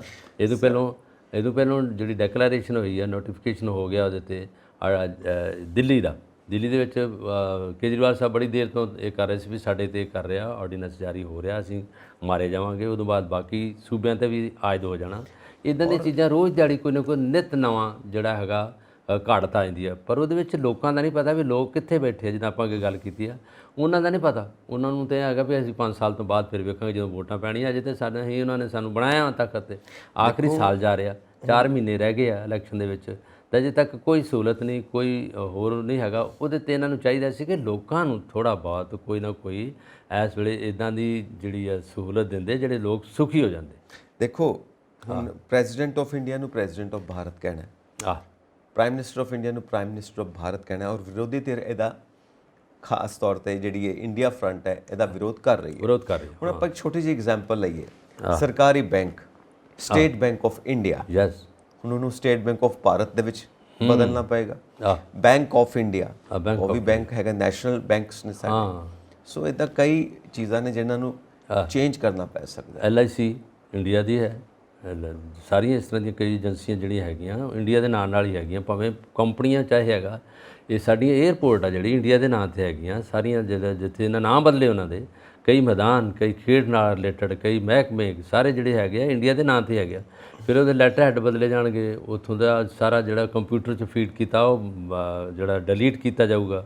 ਸਾਰੇ ਪਾਸੇ ਲੋਕਾਂ ਨੂੰ websites, government of India, government of India ਦੇ ਨਾਂ 'ਤੇ ਸਾਰਾ ਸਾਰੀਆਂ ਵੈਬਸਾਈਟਸ ਨੇ ਉਹ ਚੇਂਜ ਹੋਣਗੀਆਂ। ਜਿਹੜੇ ਬਾਹਰ ਅਸੀਂ ਲੈਟਰ ਦੇ ਰਹੇ, ਕੋਰਸਪੋਂਡੈਂਸ ਕਰ ਰਹੇ ਹਾਂ ਬਾਹਰਲੇ ਕੰਟਰੀਆਂ ਦੇ ਨਾਲ, ਜਿਹਦੇ ਵਿੱਚ ਸਾਡੇ ਮੁੱਦੇ ਹੁੰਦੇ ਆ, ਜੋ ਕੁਛ ਉਹਨਾਂ ਨਾਲ ਜਿਹੜੇ ਮਿੰਟਸ ਜਾਂਦੇ ਆ ਉਹ ਗਵਰਨਮੈਂਟ ਆਫ ਇੰਡੀਆ ਦੇ ਲੈਟਰ ਹੈਡ ਤੇ ਜਾਂਦੇ ਆ, ਜਿੱਥੇ ਪ੍ਰੈਜ਼ੀਡੈਂਟ ਦੇ, ਪ੍ਰਾਈਮ ਮਿਨਿਸਟਰ ਦੇ ਔਰ ਜਿਹੜੇ ਵਿਦੇਸ਼ ਮੰਤਰੀ ਉਹਨਾਂ ਦੇ ਸਾਈਨ ਹੁੰਦੇ ਆ।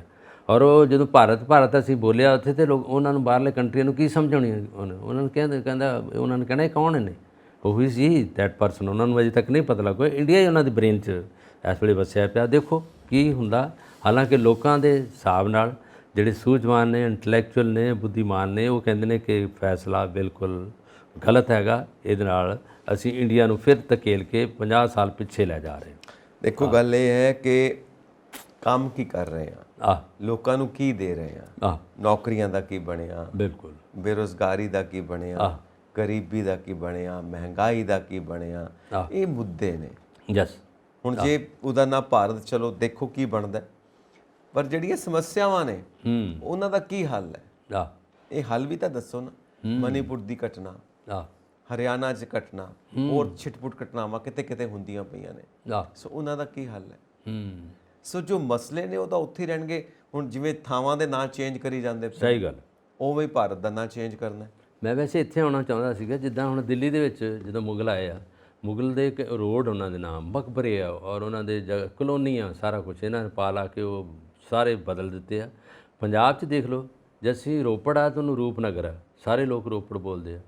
ਜੇਕਰ ਅਸੀਂ ਮੋਹਾਲੀ, ਜੇ ਸਾਹਿਬਜ਼ਾਦਾ ਅਜੀਤ ਸਿੰਘ ਦੇ ਨਾਂ 'ਤੇ ਹੈਗਾ, ਲੋਕ ਮੋਹਾਲੀ ਬੋਲਦੇ ਆ, ਕਾਗਜ਼ਾਂ 'ਚ ਮੋਹਾਲੀ ਆ। ਇਸੇ ਤਰ੍ਹਾਂ ਤੁਸੀਂ ਹੋਰ ਜਿਹੜੇ ਸ਼ਹਿਰ ਨੇ ਉਹਨਾਂ ਦੇ ਨਾਂ, ਚੌਂਕਾਂ ਦੇ ਨਾਂ ਅਸੀਂ ਬਦਲ ਰਹੇ ਹਾਂ, ਅਸੀਂ ਸ਼ਹਿਰਾਂ ਦੇ ਨਾਂ ਬਦਲ ਰਹੇ ਹਾਂ। ਇਹ ਪਤਾ ਨਹੀਂ ਕਿਸ ਤਰ੍ਹਾਂ ਦੀ ਚੀਜ਼ ਹੈਗੀ ਹੈ ਜਿਹੜੀ ਆਉਣ ਵਾਲੀ ਜਨਰੇਸ਼ਨ ਹੈ, ਸਗੋਂ ਉਹਨਾਂ ਨੂੰ ਆਪਣੇ ਵਿਰਸੇ ਨਾਲ ਜੋੜ ਕੇ ਰੱਖਣਾ ਚਾਹੀਦਾ। ਇਹ ਸਾਡਾ ਹੈਰੀਟੇਜ ਆ, ਸਾਨੂੰ ਪਤਾ ਲੱਗੇ ਵੀ ਇੱਥੇ ਕੀ ਹੋਇਆ ਸੀਗਾ। ਉਹਦਾ ਜਦੋਂ ਕੱਢਣਗੇ ਉਹਦੇ ਵਿੱਚ ਐਪ ਦੇ ਰਾਹੀਂ ਪਤਾ ਕਰਨਗੇ ਕਿ ਇਹ ਕੀ ਚੀਜ਼ ਹੈ, ਉਹਦਾ ਪਤਾ ਲੱਗੂਗਾ ਗੂਗਲ 'ਤੇ ਜਾਂ ਫੇਸਬੁੱਕ 'ਤੇ। ਬੱਚਿਆਂ ਨੂੰ ਤਾਂ ਪਤਾ ਲੱਗੂਗਾ, ਬੱਚਿਆਂ ਨੂੰ ਫਿਰ ਅਸੀਂ ਮੋੜ ਕੋੜ ਕੇ ਉੱਥੇ ਬੋਰਡ ਥੱਲੇ ਲਿਆ ਰਹੇ ਹਾਂ। ਗਲਤ ਗੱਲ ਹੈਗੀ ਆ ਕਿ ਜੋ ਸਾਡਾ ਵਿਰਸਾ, ਜੋ ਹੈਰੀਟੇਜ ਆ, ਜੋ ਹਮਲਾਵਰ ਆ ਕੇ ਜੋ ਕੁਝ ਕਰ ਗਏ ਇੱਥੇ, ਅਸੀਂ ਉਹਨਾਂ ਨੂੰ ਤਾਂ ਸੰਭਾਲ ਕੇ ਰੱਖੀਏ। ਪਤਾ ਤਾਂ ਲੱਗੇ ਕਿ ਬੱਚਿਆਂ ਨੂੰ ਕਿ ਆਹ ਕੁਝ ਹੋਇਆ ਸਾਡੇ ਨਾਲ, ਇੰਨਾ ਕੁਝ ਹੋਇਆ, ਅੰਗਰੇਜ਼ ਆ ਇੰਨਾ ਕਰਕੇ, ਮੁਗਲ ਸਾਡੇ ਨਾਲ ਇੰਨਾ ਕਰਕੇ ਆ। ਜੋ ਕੁਝ ਚੀਜ਼ਾਂ ਪਈਆਂ ਸੀਗੀਆਂ ਅਸੀਂ ਉਹਨਾਂ ਨੂੰ ਤਬਾਹ ਕਰਕੇ ਦੂਜੀਆਂ ਨਵੀਆਂ ਚੀਜ਼ਾਂ ਬਣਾ ਦਿੱਤੀਆਂ। ਜਿੱਥੇ ਨਾਨਕਸ਼ਾਹੀ ਇੱਟਾਂ ਲੱਗੀਆਂ ਸੀ ਉਹ ਤੋੜ ਕੇ ਅਸੀਂ ਟਾਈਲਾਂ ਲਾਤੀ, ਮਾਰਬਲ ਲਾਤਾ। ਅਸੀਂ ਚਾਹੁੰਦੇ ਹਾਂ ਇਹਨੂੰ ਲਿਸ਼ਕਾ ਦਈਏ, ਇਹਨਾਂ ਨੂੰ ਦਿਖਾ ਦਈਏ। ਇਹ ਨਹੀਂ ਪਤਾ ਕਿ ਅਸੀਂ ਹੈਰੀਟੇਜ ਨੂੰ, ਵਿਰਾਸਤ ਨੂੰ ਤਬਾਹ ਕਰ ਰਹੇ ਹਾਂ, ਉਹਦੀ ਡਿਸਟਰਕਸ਼ਨ ਕਰ ਰਹੇ ਹਾਂ। ਅਸੀਂ ਉਹਨੂੰ ਫਿਰ ਦੁਬਾਰਾ ਤੋੜ ਪੋੜ ਕੇ ਕਿੱਧਰ ਲਿਜਾ ਰਹੇ ਹਾਂ। ਚਲੋ ਹੁਣ ਦੇਖੋ ਕੀ ਬਣਦਾ ਹੈ। ਹੁਣ ਭਾਰਤ ਦੀ ਜਨਤਾ ਦੇ ਹੱਥ ਹੈ, ਕਿਉਂਕਿ ਵੋਟ ਦੀ ਪਾਵਰ ਤੇ ਭਾਰਤ ਦੀ ਜਨਤਾ ਦੇ ਹੱਥ ਹੈ ਨਾ। ਜਨਤਾ ਜੋ ਚਾਹੁੰਦੀ ਉਹੀ ਹੋਣਾ, ਲੋਕਾਂ ਦੇ ਕਹਿਣ ਨਾਲ ਨਹੀਂ ਹੁੰਦਾ ਕੁਝ ਵੀ। ਪਰ 5 ਸਾਲਾਂ ਬਾਅਦ ਬਦਲਦੀ ਜਨਤਾ, ਜੇ ਕੁਝ ਬਦਲੇ, ਜੇ ਸਿਆਣੇ ਤਰੀਕੇ ਨਾਲ ਬਦਲਣ। ਪੰਜਾਬ ਵਿੱਚ ਉਦਾਹਰਣ ਹੈਗੀ ਆ, ਪੰਜਾਬ 'ਚ ਸਾਰੀਆਂ ਜਿਹੜੀਆਂ ਪਾਰਟੀਆਂ ਉਹਨਾਂ ਨੇ ਦੂਸਰੇ ਸਾਈਡ 'ਤੇ ਨੁਕਰੇ ਲਾਤੀਆਂ, ਪੰਜਾਬੀ ਜਿਹਨੂੰ ਕਿਹਾ ਜਾਂਦਾ। ਔਰ ਇਹਦੇ ਵਿੱਚ ਇਹ ਲੋਕਾਂ ਨੂੰ ਸੀ ਪਤਾ, ਕਿਸੇ ਨੂੰ ਕਿਆ ਅਸਰ ਆਈ ਨਹੀਂ ਸੀ ਕਿ ਇਸ ਤਰ੍ਹਾਂ ਦਾ ਹੋ ਜਾਊਗਾ। ਔਰ ਇਹ ਨੈਸ਼ਨਲ ਪਾਰਟੀ ਵੀ ਬਣ ਗਈ। ਉਦੋਂ ਬਾਅਦ ਇਹ ਜੇ ਆਪਣੇ ਆਪ ਨੂੰ ਸੰਭਲੇ ਪਾਰਟੀ ਤਾਂ ਬੜਾ ਕੁਝ ਕਰ ਸਕਦੀ ਆ। ਔਰ ਇਹਨਾਂ ਦਾ ਕੋਲੈਬੋਰੇਸ਼ਨ ਔਰ ਇਹਨਾਂ ਦਾ ਸਾਰਾ ਇਸ ਵੇਲੇ ਗੱਠਜੋੜ ਵੀ ਬਣ ਗਿਆ, ਬਾਕੀ ਪਾਰਟੀਆਂ ਨਾਲ ਇਕੱਠੇ ਹੋ ਗਏ, ਸਾਰੇ ਯੂਨਾਈਟ ਹੋ ਗਏ।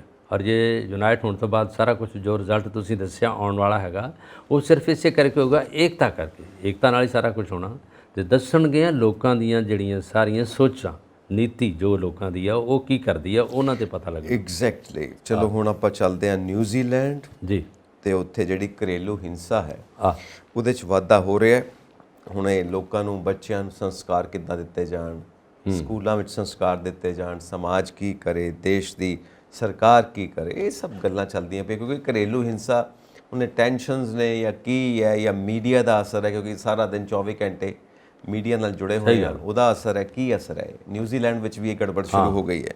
ਇਹਦੇ ਵਿੱਚ ਜਿਹੜੇ ਜੁਆਇੰਟ ਫੈਮਲੀਆਂ ਤਾਂ ਉੱਥੇ ਹੈ ਨਹੀਂ, ਉਹ ਤਾਂ ਕਿਤੇ ਵੀ ਹੈ ਨਹੀਂ। ਇੰਡੀਆ 'ਚ ਵੀ ਕਿੱਥੇ ਹੈਗੀਆਂ ਜਿਹੜੀਆਂ ਸਾਂਝੇ ਪਰਿਵਾਰ ਨੇ, ਹੈ ਨਹੀਂ।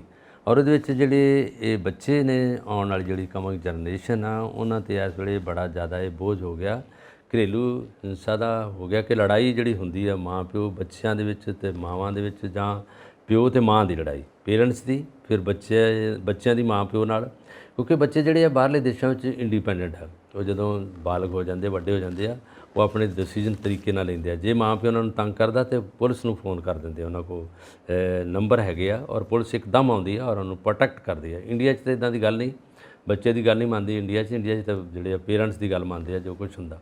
ਪਰ ਉਹਦੇ ਵਿੱਚ ਹੁਣ ਉਹਨਾਂ ਨੇ ਇੱਕ ਹੈਲਪਲਾਈਨ ਜਾਰੀ ਕਰ ਦਿੱਤੀ ਆ ਨਿਊਜ਼ੀਲੈਂਡ ਵਿੱਚ, ਕਿ ਇਮੀਡੀਏਟ ਪੁਲਿਸ ਨੂੰ ਜਾਂ ਜਿਹੜੀ ਸਿਕਿਉਰਿਟੀ ਆ ਉਹਨਾਂ ਨੂੰ ਫੋਨ ਕੀਤਾ ਜਾ ਸਕਦਾ ਵਾ। ਦੂਜਾ ਉਹਨਾਂ ਨੇ ਕਹਿਤਾ ਕਿ ਜਿਹਦੇ ਵਿੱਚ ਬਜ਼ੁਰਗ ਨੇ ਜਾਂ ਪੁਰਸ਼ ਨੇ, ਉਹਨਾਂ ਲਈ ਵੀ ਕਹਿਤਾ ਕਿ ਇਹ ਵੀ ਇੱਕ ਤਰ੍ਹਾਂ ਦੀ ਐਪ 'ਤੇ ਆ ਕੇ ਸਾਡੇ ਨਾਲ ਸਾਂਝੀ ਕਰ ਸਕਦੇ ਆ, ਸ਼ੇਅਰ ਕਰ ਸਕਦੇ ਆ ਵੀ ਇਹਨਾਂ ਨਾਲ ਕੀ ਦੁਰਘਟਨਾਵਾਂ ਹੋ ਰਹੀਆਂ। ਔਰ ਤੀਜੇ ਪਾਸੇ ਔਰਤਾਂ ਲਈ ਵੀ ਇਹਨਾਂ ਨੇ ਕਹਿਤਾ ਕਿ ਜਿਹੜੀਆਂ ਔਰਤਾਂ ਦੁਖੀ ਨੇ ਜਾਂ ਔਰਤਾਂ ਨੂੰ ਤੰਗ ਕੀਤਾ ਜਾਂਦਾ, ਉਹਨਾਂ ਲਈ ਵੀ, ਕਿਉਂਕਿ ਇਹ ਤੋਂ ਪਹਿਲਾਂ ਜਿਹੜੀ ਜਸ ਚੰਡਿਕਾ ਉਹਨਾਂ ਦੇ ਪ੍ਰਧਾਨ ਮੰਤਰੀ ਸੀਗੇ ਨਿਊਜ਼ੀਲੈਂਡ ਦੇ, ਔਰ ਆਕਲੈਂਡ ਦੇ ਵਿੱਚ ਉਹਨਾਂ ਦਾ ਬਹੁਤ ਵੱਡਾ ਘਰ ਸੀਗਾ, ਔਰ ਉਹ ਖੁਦ ਆਪ ਜਾਂਦੇ ਸੀ 에ਅਰਪੋਰਟ 'ਤੇ, ਜਿਹੜੇ VVIP ਆਉਂਦੇ ਸੀ ਉਹਨਾਂ ਨੂੰ ਆਪ ਡਰਾਈਵ ਕਰਕੇ ਲੈ ਕੇ ਆਉਂਦੇ ਸੀ। ਆਪਣੇ ਬੱਚਿਆਂ ਨੂੰ ਪਾਰਲੀਮੈਂਟ 'ਚ ਉੱਥੇ ਜਦੋਂ ਸੰਬੋਧਨ ਕਰਦੇ ਸੀ ਉਹਦੇ ਵਿੱਚ ਨਾਲ ਰੱਖਦੇ ਸੀ ਬੱਚੇ ਨੂੰ। ਔਰ ਇੰਨਾ ਸਿੰਪਲਿਸਿਟੀ, ਇੰਨਾ ਉਹਨਾਂ ਦੀ ਹਾਈ ਥਿੰਕਿੰਗ, ਬੜਾ ਕੁਝ ਉਹਨਾਂ ਕੋਲ ਹੈਗਾ। ਚਾਹੇ ਕੱਪੜੇ ਸੋਹਣੇ ਪਾਉਂਦੇ ਜਾਂ ਤੁਰ ਕੇ ਜਾਂਦੇ, ਸਾਰਾ ਕੁਝ ਹੈਗਾ। ਪਰ ਸਾਡੇ ਵਾਂਗੂ ਲਾਮ ਲਸ਼ਕਰ ਲੈ ਕੇ ਨਹੀਂ ਜਾਂਦੇ, ਅਸੀਂ ਪੈਸਾ ਬਰਬਾਦ ਕਰਦੇ ਹਾਂ। ਕਿਸੇ VVIP ਨੇ ਆਉਣਾ ਤਾਂ ਅਸੀਂ 20 ਦੇ 25 ਬੰਦੇ ਜਾਣੇ ਆ, ਗੱਡੀਆਂ, ਸਾਡਾ ਕਾਫਲਾ ਜਾਂਦਾ ਲੈਣ ਲਈ ਨੂੰ। ਆ ਤਾਂ ਇੱਕ ਬੰਦਾ ਰਿਹਾ, ਉੱਥੇ ਸਿੱਧਾ ਦਾ ਸਿੱਧਾ ਪ੍ਰਾਈਮ ਮਿਨਿਸਟਰ ਆਪ ਜਾਂਦਾ ਸੀ ਲੈਣ ਲਈ। ਇਹ ਚੀਜ਼ਾਂ ਸੀਗੀਆਂ। ਹੁਣ ਘਰੇਲੂ ਹਿੰਸਾ ਨੂੰ ਜਿਹੜਾ ਰੋਕ ਲਾਉਣ ਲਈ ਇਹਨਾਂ ਨੇ ਬੜੀ ਤਰ੍ਹਾਂ ਦੀ ਐਪ ਵੀ ਸ਼ੁਰੂ ਕਰ ਦਿੱਤੀਆਂ। ਹਾਲਾਂਕਿ ਉਹਨਾਂ ਦੀ ਪਾਪੂਲੇਸ਼ਨ ਇੰਨੀ ਜ਼ਿਆਦਾ ਨਹੀਂ ਕੰਟਰੀ ਦੀ, ਜਿਹੜਾ ਆਈਲੈਂਡ ਹੈਗਾ, ਔਰ ਇਹ ਆਸਟ੍ਰੇਲੀਆ ਨਾਲ ਇਹਨਾਂ ਦੀ ਕਾਫੀ ਮਿੱਤਰਤਾ ਹੈਗੀ ਆ। ਔਰ ਇਹਨਾਂ ਦੇ ਜੋ ਕਾਨੂੰਨ ਨਿਊਜ਼ੀਲੈਂਡ 'ਚ ਹੈ, ਉਹੀ ਕਾਨੂੰਨ ਆਸਟ੍ਰੇਲੀਆ 'ਚ ਹੈਗਾ। ਜੇ ਉੱਥੇ ਮਲਟੀਪਲ ਵੀਜ਼ਾ ਜਿੰਨਾ ਲੱਗਦਾ ਓਨਾ ਹੀ ਉੱਥੇ ਲੱਗਦਾ। ਔਰ ਇੱਥੇ ਸਾਡੇ ਪੰਜਾਬੀ ਬਹੁਤ ਵਸੇ ਆ, ਪਰ ਸਾਡੇ ਪੰਜਾਬੀਆਂ 'ਚ ਇਸ ਤਰ੍ਹਾਂ ਦੀ ਕੋਈ ਗੱਲ ਨਹੀਂ ਹੈਗੀ। ਪੰਜਾਬੀ ਬੜੀ ਸੁੱਖ ਸ਼ਾਂਤੀ ਨਾਲ ਰਹਿ ਰਹੇ, ਉੱਥੋਂ ਕੋਈ ਇਸ ਤਰ੍ਹਾਂ ਦੀ ਕੋਈ ਨਿਊਜ਼ ਜਾਰੀ ਨਹੀਂ ਹੋਈ ਕਿ ਇਸ ਤਰ੍ਹਾਂ ਦੀ ਗੱਲ ਹੈ। ਜਿਹੜੇ ਲੋਕਲ ਲੋਕ ਨੇ ਉਹਨਾਂ ਵਿੱਚ ਜਿਹੜੀ ਹੈਗੀ ਹਿੰਸਾ ਦੀ ਪ੍ਰੋਬਲਮ ਆ ਰਹੀ ਹੈ, ਔਰ ਉੱਥੇ ਮਾਰ ਧਾੜ, ਕੁੱਟ ਕਟਾਪਾ ਵੀ ਹੁੰਦਾ। ਔਰ ਉਹਦੇ ਵਿੱਚ ਕੁਝ ਜਿਹੜੀਆਂ ਮੂਲ ਨਿਵਾਸੀ ਨੇ ਉੱਥੇ, ਜਿਹੜੇ ਉੱਥੇ ਦੇ ਮੂਲ ਨਿਵਾਸੀ ਆ, ਉਹਨਾਂ ਨੂੰ ਗੌਰਮੈਂਟ ਪੈਸਾ ਦਿੰਦੀ ਹੈ, ਉਹਨਾਂ ਦਾ ਟੈਕਸ ਲੈਂਦੇ ਹੋ, ਆਪਣਾ ਟੈਕਸ ਲੈ ਕੇ, ਔਰ ਸ਼ਰੇਆਮ ਖਾਂਦੇ ਪੀਂਦੇ ਆ। ਔਰ ਬੀਚਿਸ ਬਹੁਤ ਹੈਗੀਆਂ, ਜਿਹੜੇ ਉਹਨਾਂ ਨੂੰ ਮੋਹਰੀ ਕਹਿੰਦੇ ਆ, ਜਿਹੜੇ ਮੋਹਰੀ ਉੱਥੋਂ ਦੇ ਮੂਲ ਨਿਵਾਸੀ ਆ, ਉਹ ਵੀ ਲੜਦੇ ਹੈਗੇ ਆ। ਉਹਨੇ ਬਹੁਤ ਨਸ਼ਾ ਨੁਸ਼ਾ ਵੀ ਲੈਂਦੇ ਆ, ਬੜਾ ਕੁਝ ਕਰਦੇ ਆ। ਖਾਸ ਤੌਰ 'ਤੇ ਤੁਹਾਨੂੰ ਨਿਊਜ਼ੀਲੈਂਡ ਜਾਣ ਦਾ ਮੌਕਾ ਮਿਲੇ ਤੇ ਦੇਖਿਓ, ਜਿਹੜੀਆਂ ਬੀਚਿਸ ਹੈ ਉੱਥੇ ਮੋਹਰੀ ਨਜ਼ਰ ਆਉਣਗੇ। ਇਹਨਾਂ ਦੇ ਪਿੰਡਾਂ ਦੇ ਪਿੰਡ ਹੀ ਹੈਗੇ, ਔਰ ਬਹੁਤ ਖੁੱਲ੍ਹਾ ਏਰੀਆ। ਅੰਗਰੇਜ਼ਾਂ ਦੇ ਅੰਡਰ ਰਿਹਾ ਅਜੇ ਵੀ। ਜਦੋਂ ਕੋਈ ਬਜ਼ੁਰਗ ਅੰਗਰੇਜ਼ ਰਿਟਾਇਰ ਹੋ ਜਾਂਦਾ ਜਾਂ ਬਜ਼ੁਰਗ ਹੋ ਜਾਂਦਾ ਤਾਂ ਨਿਊਜ਼ੀਲੈਂਡ ਚਲੇ ਜਾਂਦਾ, ਕਿਉਂਕਿ ਉੱਥੋਂ ਦੀ ਆਬ ਹਵਾ, ਉੱਥੋਂ ਦੇ ਫੁੱਲ, ਉੱਥੋਂ ਦੀ ਖੁਸ਼ਬੂ, ਉੱਥੋਂ ਦਾ ਰਹਿਣ ਸਹਿਣ ਬਹੁਤ ਵਧੀਆ ਤਰੀਕੇ ਦਾ। ਸੱਪ ਨਜ਼ਰ ਨਹੀਂ ਆਊਗਾ ਤੁਹਾਨੂੰ, ਕੋਈ ਇਸ ਤਰ੍ਹਾਂ ਦਾ ਤੁਹਾਡੀ ਨੁਕਸਾਨ ਪਹੁੰਚਾਉਣ ਵਾਲਾ ਆਦਮੀ ਨੂੰ ਕੋਈ ਨਜ਼ਰ ਨਹੀਂ ਆਊਗਾ। ਔਰ ਉੱਥੇ ਜਿਹੜੇ ਲੋਕ ਨੇ ਵੈਸੇ ਸ਼ਾਂਤੀ ਨਾਲ ਸਾਰੇ ਰਹਿੰਦੇ ਓਵਰਆਲ, ਪਰ ਜਦੋਂ ਦੀ ਪ੍ਰਧਾਨ ਮੰਤਰੀ ਬਦਲੇ ਨੇ ਉਸ ਤੋਂ ਬਾਅਦ ਥੋੜ੍ਹਾ ਬਹੁਤ ਕਈ ਕੁਝ ਬਦਲਿਆ। ਔਰ ਉਹਦੇ ਨਾਲ ਇਸ ਵੇਲੇ ਆ ਜਿਹੜੀ ਗੱਲ ਹੈਗੀ ਹੈ ਨਿਊਜ਼ੀਲੈਂਡ 'ਚ ਖਾਸ ਤੌਰ 'ਤੇ ਜਾਰੀ ਹੋ ਗਈ ਆ ਕਿ ਉਹਨਾਂ ਨੇ ਐਪ ਸ਼ੁਰੂ ਕਰਤੀ ਹੈ, ਹੈਲਪਲਾਈਨ ਸ਼ੁਰੂ ਕਰਤੀ ਹੈ, ਉਹਦੇ ਵਿੱਚ ਲੋਕਾਂ ਨੂੰ ਬਚਾਉਣ ਲਈ ਇਹ ਦੇਸ਼ ਐਕਸ਼ਨ ਇੱਕਦਮ ਲੈਂਦੇ ਆ। ਜੋ ਕੁਝ ਹੈਗਾ ਉੱਤੇ ਕੰਟਰੋਲ ਕਰ ਲੈਣਗੇ। ਉਸ ਤੋਂ ਬਾਅਦ ਇਹਨਾਂ ਦੀ ਇੱਕ ਸਰਵੇ ਜਿਹੜੀ ਬਣੀ ਕਮੇਟੀ, ਉਹਨਾਂ ਨੇ ਕਹਿ ਦਿੱਤਾ ਕਿ ਅਸੀਂ ਇਹ ਤੋਂ ਬਾਅਦ ਰਿਜ਼ਲਟ ਦੇਵਾਂਗੇ ਕਿ ਇਹਦੇ ਵਿੱਚ ਕਿੰਨਾ ਕੁਝ ਆ। ਉਹਨਾਂ ਦਾ ਸਾਰਾ ਸਰਵੇ ਕਰਕੇ ਉਹਨਾਂ ਨਾਲ ਇੰਟਰਵਿਊ ਕਰਕੇ ਦਿਖਾਇਆ ਜਾਊਗਾ, ਔਰ ਇਹ ਵੀਡੀਓ ਜਾਰੀ ਹੋਗੀ ਕਿ ਆਹ ਲੋਕ ਆ ਸੀਗੇ। ਕਾਉਂਸਲਿੰਗ ਵੀ ਹੋ ਰਹੀ ਉਹਨਾਂ ਦੀ, ਸਾਈਕੋਲੋਜਿਸਟ ਵੀ ਚਲੇ ਗਏ ਆ, ਉਹਨਾਂ ਨੂੰ ਦੇਖ ਰਹੇ ਵੀ ਕੀ ਪ੍ਰੋਬਲਮ ਹੈਗੀ ਆ। ਕਈ ਜਗ੍ਹਾ ਤਾਂ ਉਹਨਾਂ ਨੇ ਕਿਹਾ ਕਿ ਵੇਲੜ ਵੀ ਹੈ, ਕਈ ਜਗ੍ਹਾ 'ਤੇ ਕੰਮ ਵੀ ਨਹੀਂ ਹੈਗਾ, ਨਸ਼ਾ ਵੀ ਲੈ ਲੈਂਦੇ ਆ, ਲੜਦੇ ਵੀ ਆ, ਝਗੜਦੇ ਵੀ ਆ, ਸਾਰਾ ਕੁਝ ਜਦੋਂ ਮਾਂ ਪਿਓ ਰੋਕਦਾ। ਐਕਚੁਅਲੀ ਹਿਊਮਨ ਜਿਹੜੀ ਸੋਚ ਹੈ ਤਕਰੀਬਨ ਇੱਕੋ ਜਿਹੀ ਹੁੰਦੀ ਹੈ। ਇੰਡੀਆ 'ਚ, ਪੰਜਾਬ 'ਚ ਖਾਸ ਕਰਕੇ ਇਹੀ ਆ। ਯੂਥ ਜਿਹੜਾ ਨਸ਼ਿਆਂ ਵਾਲੇ ਪਾਸੇ ਲੱਗ ਗਿਆ, ਲੜਾਈ ਹੁੰਦੀ ਆ, ਮਾਂ ਪਿਓ ਨੂੰ ਮਾਰਦੇ ਕੁੱਟਦੇ ਆ, ਪੈਸਾ ਖੋਹਦੇ ਆ, ਇਸ ਤਰ੍ਹਾਂ ਦੀਆਂ ਚੀਜ਼ਾਂ ਹੀ ਹੈਗੀਆਂ ਫੈਮਿਲੀ 'ਚ। ਉੱਧਰ ਵੀ ਇਹ ਚੀਜ਼ਾਂ ਜਿਹੜੀਆਂ ਐਗਜ਼ੈਕਟਲੀ, ਕਿਉਂਕਿ ਹਰ ਥਾਂ ਦੇ ਉੱਤੇ ਜਿਵੇਂ ਤੁਸੀਂ ਕਿਹਾ ਨਾ, ਸੋਚ ਉਹੀ ਹੈ, ਔਰ ਪੈਸੇ ਦੀ ਪ੍ਰੈਸ਼ਰ ਸਭ ਦੇ ਉੱਤੇ ਹੈ ਇਸ ਵਕਤ। ਜੀ ਜੀ, ਇਕਨੋਮਿਕ ਪ੍ਰੈਸ਼ਰ ਸਭ ਦੇ ਉੱਤੇ। ਸੋ ਅੱਗੇ ਆਪਾਂ ਚੱਲੀਏ, ਹੁਣ ਭਾਰਤ ਵੱਲ ਆਉਨੇ ਆ। ਰਾਹੁਲ ਗਾਂਧੀ ਦੀ ਜਿਹੜੀ ਲੋਕ ਸਭਾ ਦੀ ਮੈਂਬਰੀ ਬਹਾਲ ਹੋਈ, ਕਿਉਂਕਿ ਹਜੇ ਵੀ ਉਹ ਜਿਹੜਾ ਗੁਜਰਾਤ ਵਾਲਾ ਕੇਸ ਹਾਈ ਕੋਰਟ ਨੇ ਉਹਨਾਂ ਨੂੰ ਸਜ਼ਾ ਕੀਤੀ, ਸੁਪਰੀਮ ਕੋਰਟ ਨੇ ਉਹਦੇ ਤੇ ਸਟੇ ਕੀਤਾ, ਔਰ ਉਹ ਬਹਾਲ ਹੋ ਗਈ ਮੈਂਬਰੀ। ਉਹਦੇ ਖਿਲਾਫ ਸੁਪਰੀਮ ਕੋਰਟ ਦੇ ਵਿੱਚ ਚੁਣੌਤੀ ਦਿੱਤੀ ਜਾ ਰਹੀ ਹੈ। ਇਹਨਾਂ ਨੇ ਲਖਨਊ ਤੋਂ ਨੇ ਅਸ਼ੋਕ ਪਾਂਡੇ, ਉਹਨਾਂ ਨੇ ਯਾਚਕਾ ਦਾਇਰ ਕੀਤੀ ਆ ਸੁਪਰੀਮ ਕੋਰਟ 'ਚ। ਉਹਨਾਂ ਕਿਹਾ ਕਿ ਜਦੋਂ ਇਹਨਾਂ ਨੇ ਉਪਨਾਮ ਰੱਖੇ ਸੀਗੇ, ਇਹਨਾਂ ਦੀ ਜਿਹੜੀ ਸੰਸਦੀ ਜਿਹੜੀ ਪਦਵੀ ਸੀਗੀ ਉਹ ਕਰ ਦਿੱਤੀ ਸੀ ਫਿਰ ਬਹਾਲ, ਔਰ ਇਹਨਾਂ ਨੂੰ ਫਿਰ ਮੈਂਬਰ ਪਾਰਲੀਮੈਂਟ ਦੇ ਤੌਰ 'ਤੇ ਕੀਤਾ ਸੀਗਾ। ਪਰ ਇਹਦੇ ਉੱਪਰਲੀ ਸਿਖਰਲੀ ਅਦਾਲਤ ਦਾ ਫੈਸਲਾ ਤਾਂ ਹੈ ਨਹੀਂ, ਔਰ ਇਹਦੇ ਵਿੱਚ ਜੋ ਕੁਛ ਇਹਨਾਂ ਨੇ ਕੀਤਾ ਉਹ ਬਹੁਤ ਗਲਤ ਕੀਤਾ। ਦੇਸ਼ ਦੇ ਪ੍ਰਧਾਨ ਮੰਤਰੀ ਨੂੰ ਇਸ ਤਰ੍ਹਾਂ ਦੇ ਨਾਂ ਨਾਲ ਸੱਦਣਾ ਜਿਹੜਾ ਹੈਗਾ ਤੋਹੀਨ ਆ, ਬੇਇੱਜ਼ਤੀ ਆ, ਔਰ ਮੈਂ ਇਸ ਗੱਲ ਨੂੰ ਟੋਲਰੇਟ ਨਹੀਂ ਕਰਦਾ। ਔਰ ਨਾ ਟੋਲਰੇਸ਼ਨ ਤੋਂ ਬਾਹਰ ਹੋ ਕੇ ਉਹਨਾਂ ਨੇ ਯਾਚਕਾ ਦਾਇਰ ਕਰ ਦਿੱਤੀ ਹੈ। ਹੁਣ ਇਹਦੇ ਵਿੱਚ ਇਹਨਾਂ ਨੇ ਅੱਗੇ ਜਿਹੜੀ ਜਿਊਰੀ ਬੈਠੇਗੀ, ਯਾਚਕਾ ਦੀ ਸੁਣਵਾਈ ਹੋਊਗੀ ਔਰ ਇਹ ਇਸ ਵੇਲੇ ਚਰਚਾ ਪੂਰੇ ਫਿਰ ਇੰਡੀਆ 'ਚ ਛਾ ਗਈ ਆ। ਆਪਾਂ ਇੰਡੀਆ ਹੀ ਕਹਾਂਗੇ, ਅਜੇ ਤੱਕ ਤਾਂ ਭਾਰਤ ਮੂੰਹ 'ਤੇ ਨਹੀਂ ਚੜਿਆ। ਜੇ ਕੋਈ ਕਾਨੂੰਨੀ ਤੌਰ 'ਤੇ ਹੋਊਗੀ ਗੱਲਬਾਤ ਤਾਂ ਕਹਾਂਗੇ। ਔਰ ਉਹ ਪੂਰੇ ਜਿੰਨੇ ਵੀ ਲੋਕ ਨੇ, ਵਸਨੀਕ ਨੇ, ਉਹਨਾਂ ਨੂੰ ਪਤਾ ਲੱਗਾ ਕਿ ਦੁਬਾਰਾ ਫਿਰ ਉਹਨਾਂ ਨੂੰ ਫਿਰ ਖਿੱਚ ਧੂ ਕੇ ਉੱਥੇ ਲੈਣ ਦਾ ਕਿ ਇਹਦਾ ਜਵਾਬ ਦਿਓ ਸੁਪਰੀਮ ਕੋਰਟ 'ਚ। ਹੁਣ ਸੁਪਰੀਮ ਕੋਰਟ ਦੀ ਯਾਚਕਾ ਜਦੋਂ ਸੁਣਵਾਈ ਹੋਊਗੀ ਉਸ ਤਰੀਕ 'ਤੇ ਇਹਨਾਂ ਨੂੰ ਜਾਣਾ ਪਊਗਾ ਉੱਥੇ। ਫਿਲਹਾਲ ਤੇ ਪਾਰਲੀਮੈਂਟ 'ਚ ਜਾਂਦੇ ਆ, ਹੁਣ ਸਪੈਸ਼ਲ ਸੈਸ਼ਨ ਜਿਹੜਾ ਉਹਦੇ ਵਿੱਚ ਇਹ ਸ਼ਾਮਲ ਹੋਣਗੇ। ਔਰ ਇਹਨਾਂ ਨੇ ਦੂਜੀ ਗੱਲ ਇਹ ਵੀ ਕਹਿਤੀ ਹੈ ਕਿ ਜਿਹੜਾ ਵੀ ਜਿੰਨੇ ਵੀ ਇੱਥੋਂ ਦੇ ਆਪੋਜੀਸ਼ਨ ਆ ਜਾਂ ਜਿਹੜੀ ਕਿ ਸਰਕਾਰਾਂ ਨੇ, ਆਂਦਾ ਉਹ ਮੇਰੇ ਗੁਰੂ ਨੇ, ਉਹਨਾਂ ਨੇ ਜੋ ਕੁਝ ਮੇਰੇ ਉਲਟ ਬੋਲਿਆ, ਸਾਰਾ ਕੁਝ ਕੀਤਾ ਵਾ, ਮੈਨੂੰ ਬਹੁਤ ਕੁਝ ਸਿਖਾ ਗਿਆ। ਮੈਂ ਆਪਣੇ ਜਿਹੜਾ ਸਹੀ ਰਾਹ 'ਤੇ ਆਉਣ ਦੀ ਜਿਹੜੀ ਹੈਗੀ ਆ ਸੋਚ ਲਈ ਆ ਔਰ ਮੈਂ ਸਹੀ ਰਾਹ 'ਤੇ ਹੀ ਹੈਗਾ। ਔਰ ਪਰ ਮੈਨੂੰ ਇਹਨਾਂ ਨੇ ਕਹਿਤਾ ਕਿ ਹੋਰ ਤਰੀਕੇ ਨਾਲ ਠੀਕ ਹੋ। ਔਰ ਮੇਰੇ ਵਾਕਈ ਗੁਰੂ ਨੇ, ਉਹਨਾਂ ਨੇ ਜਦੋਂ ਕਿਹਾ ਕਿ ਅਧਿਆਪਕ ਦਿਵਸ 'ਤੇ ਬੋਲਿਆ ਉਹਨਾਂ ਨੇ ਕਿ ਜਦੋਂ ਇਹ ਸਾਰੇ ਲੋਕ ਅਧਿਆਪਕ ਦੀ ਇੰਨੀ ਜ਼ਿਆਦਾ ਜਿਹੜੀ ਰਿਸਪੈਕਟ ਕਰਦੇ ਆ, ਸਨਮਾਨ ਕਰਦੇ ਆ, ਕਿਉਂ ਨਾ ਅਸੀਂ ਵੀ ਉਸ ਤਰੀਕੇ ਨਾਲ ਰਹੀਏ। ਰਾਧਾ ਕ੍ਰਿਸ਼ਨਨ ਜੀ ਦਾ ਜਿਹੜਾ ਸੀ ਜਨਮ ਦਿਨ ਉਹਨੂੰ ਮਨਾਇਆ ਗਿਆ ਔਰ ਉਹਨਾਂ ਨੇ ਬੋਲਿਆ ਕਿ ਮੈਂ ਵੀ ਜਿੰਨੇ ਵੀ ਵਿਦਰੋਹ ਕਰਦੇ ਰਹੇ ਮੇਰੇ ਅਗੇਂਸਟ ਜਾਂ ਜਿਨ੍ਹਾਂ ਨੇ ਮੈਨੂੰ ਕਿਹਾ ਹੈਗਾ ਕਿ ਗਲਤ ਹੈਗਾ, ਇਹ ਮੈਨੂੰ ਆਪਣੇ ਹਿਸਾਬ ਦੇ ਗੁਰੂ ਹੀ ਲੱਗਦੇ ਆ। ਕਈ ਵਾਰੀ ਇਹਦਾ ਬੰਦਾ ਜਿਹੜੀਆਂ ਗਲਤੀਆਂ ਨੂੰ ਸੁਧਾਰਨ ਲਈ ਬੜਾ ਕੁਝ ਬਾਹਰੋਂ ਸਮਝ ਕੇ ਤਾਂ ਕਰ ਲੈਂਦਾ, ਪਰ ਆਂਦਾ ਜੇ ਮੈਂ ਇਹਨਾਂ ਨੂੰ ਦੱਸਾਂ ਕਿ ਤੁਸੀਂ ਕਿਸ ਰਾਹ 'ਤੇ ਗਲਤ ਜੇ, ਤੇ ਕਹਿੰਦਾ ਮੇਰੀ ਨਹੀਂ ਸੁਣਨਗੇ। ਇਸ ਕਰਕੇ ਨਹੀਂ ਸੁਣਨਗੇ ਕਿ ਮੈਂ ਅਜੇ ਕਿਸੇ ਪਦਵੀ 'ਤੇ ਨਹੀਂ, ਕਿਤੇ ਸਟੇਟਸ 'ਤੇ ਨਹੀਂ ਗਿਆ, ਮੇਰੀ ਗੱਲ ਨਹੀਂ ਨਾ ਸੁਣਨੀ। ਉਹਨੇ ਕਹਿਣਾ ਕਿ ਜੇ ਇਹ ਬੱਚਾ ਇਹ ਸ਼ਾਇਦ ਨਹੀਂ ਉਸ ਗੱਲ ਨੂੰ ਸਮਝ ਰਿਹਾ, ਪਰ ਮੈਂ ਉਹਨਾਂ ਦੀ ਗੱਲ ਸਮਝ ਲਈ ਹੈ। ਔਰ ਇਸੇ ਤਰ੍ਹਾਂ ਦੀ ਹੁਣ ਜਾਂਚਾਂ ਇਹਨਾਂ 'ਤੇ ਦਾਇਰ ਹੋ ਗਈਆਂ। ਮੇਰਾ ਖਿਆਲ ਹੈ ਇਹ ਉਹਨਾਂ ਤੱਕ ਸੁਰਖਰੂ ਨਹੀਂ ਹੋਣਗੇ ਜਿੰਨਾ ਦੇਰ ਤੱਕ ਇਲੈਕਸ਼ਨ ਨਹੀਂ ਹੁੰਦੀ। ਇਹ ਸਾਰਾ ਕੁਝ ਇਸ ਜਿਹੜਾ ਝੰਜਟ ਹੈ ਇਸੇ ਤਰ੍ਹਾਂ ਚੱਲਦਾ ਰਹੂਗਾ, ਕਦੀ ਇੱਧਰੋਂ ਜਾਂਚਕਾ ਕਦੀ ਉੱਧਰੋਂ ਜਾਂਚਕਾ ਦਾ ਸਾਹਮਣਾ ਕਰਨਾ ਪੈਂਦਾ ਹੈ।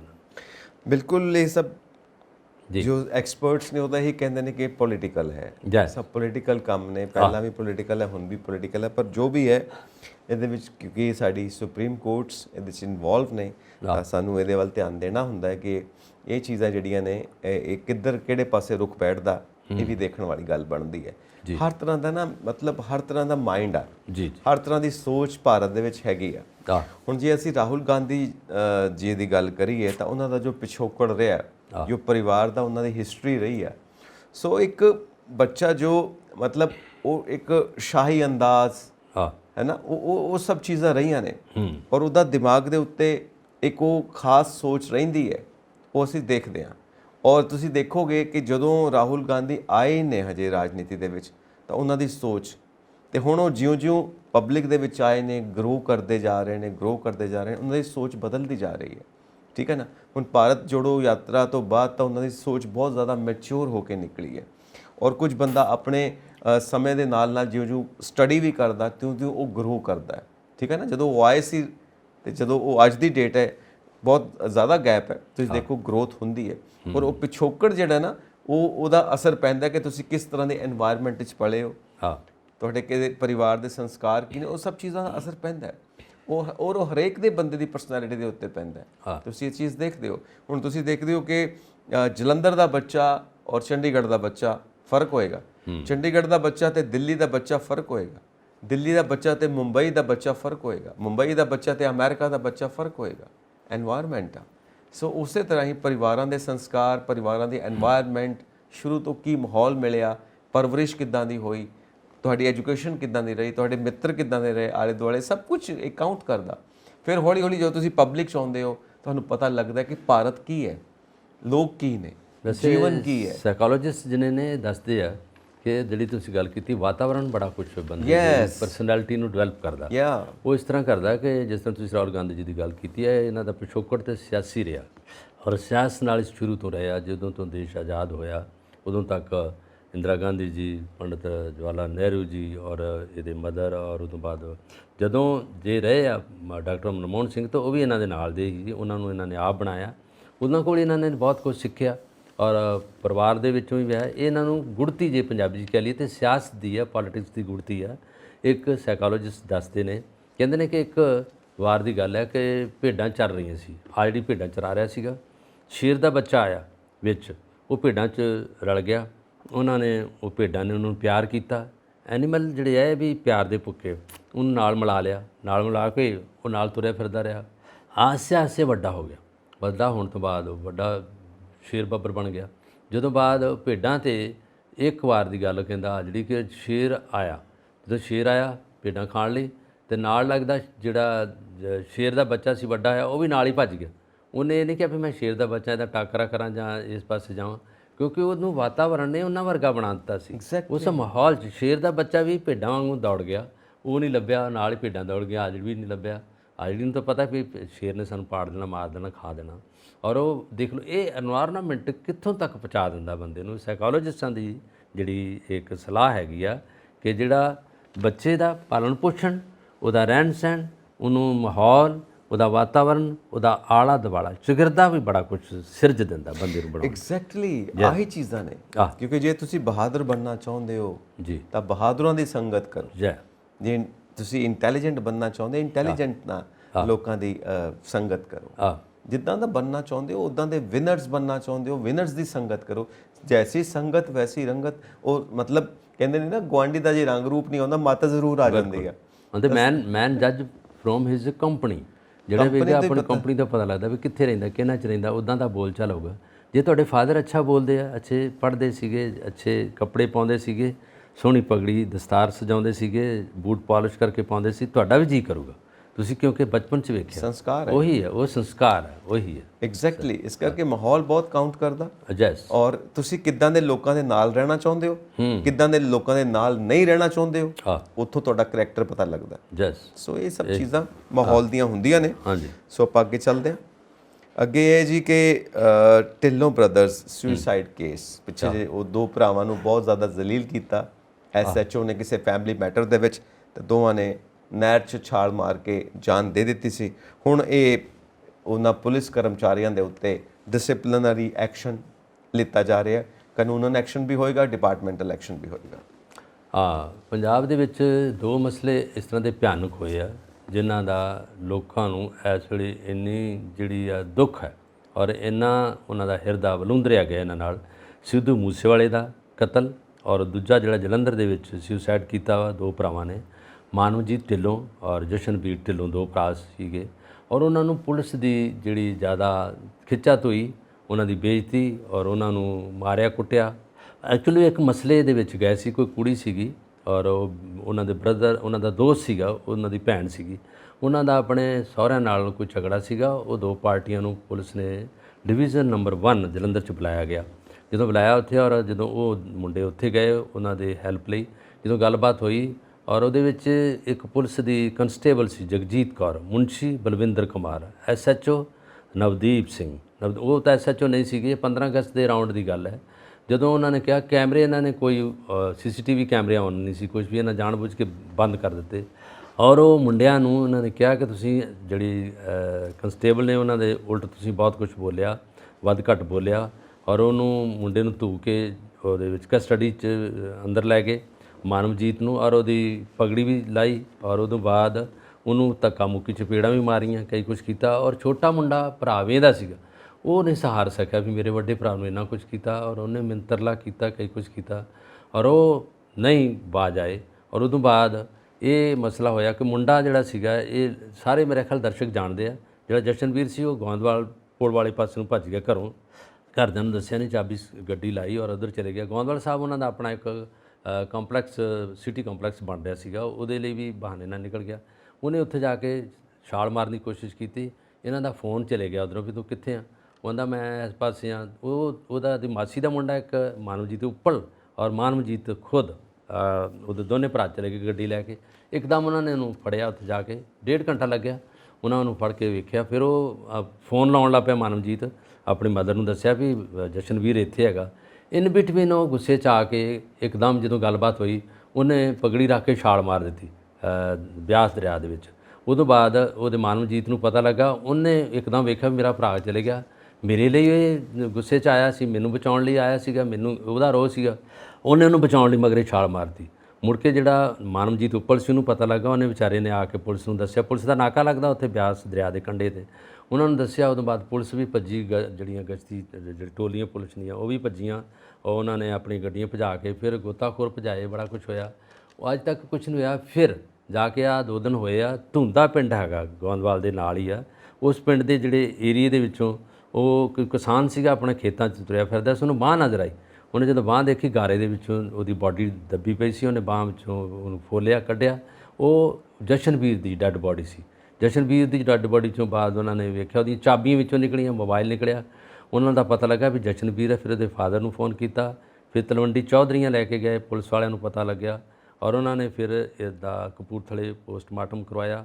ਅਜੇ ਤੱਕ ਇਹ ਪੁਲਿਸ ਨੂੰ ਪਤਾ ਲੱਗਾ। ਫਿਰ FIR ਲੌਜ ਹੋਈ ਆ ਉਹਨਾਂ ਦੇ ਅਗੇਂਸਟ, ਪੁਲਿਸ ਵਾਲਿਆਂ ਦੇ ਸਸਪੈਂਡ ਤਾਂ ਕਰ ਦਿੱਤੇ ਤਿੰਨੇ, ਪਰ ਉਹ ਅਜੇ ਤੱਕ ਗ੍ਰਿਫਤਾਰ ਨਹੀਂ ਹੋਏ, ਭੱਜ ਗਏ ਪਤਾ ਨਹੀਂ ਕਿੱਧਰ।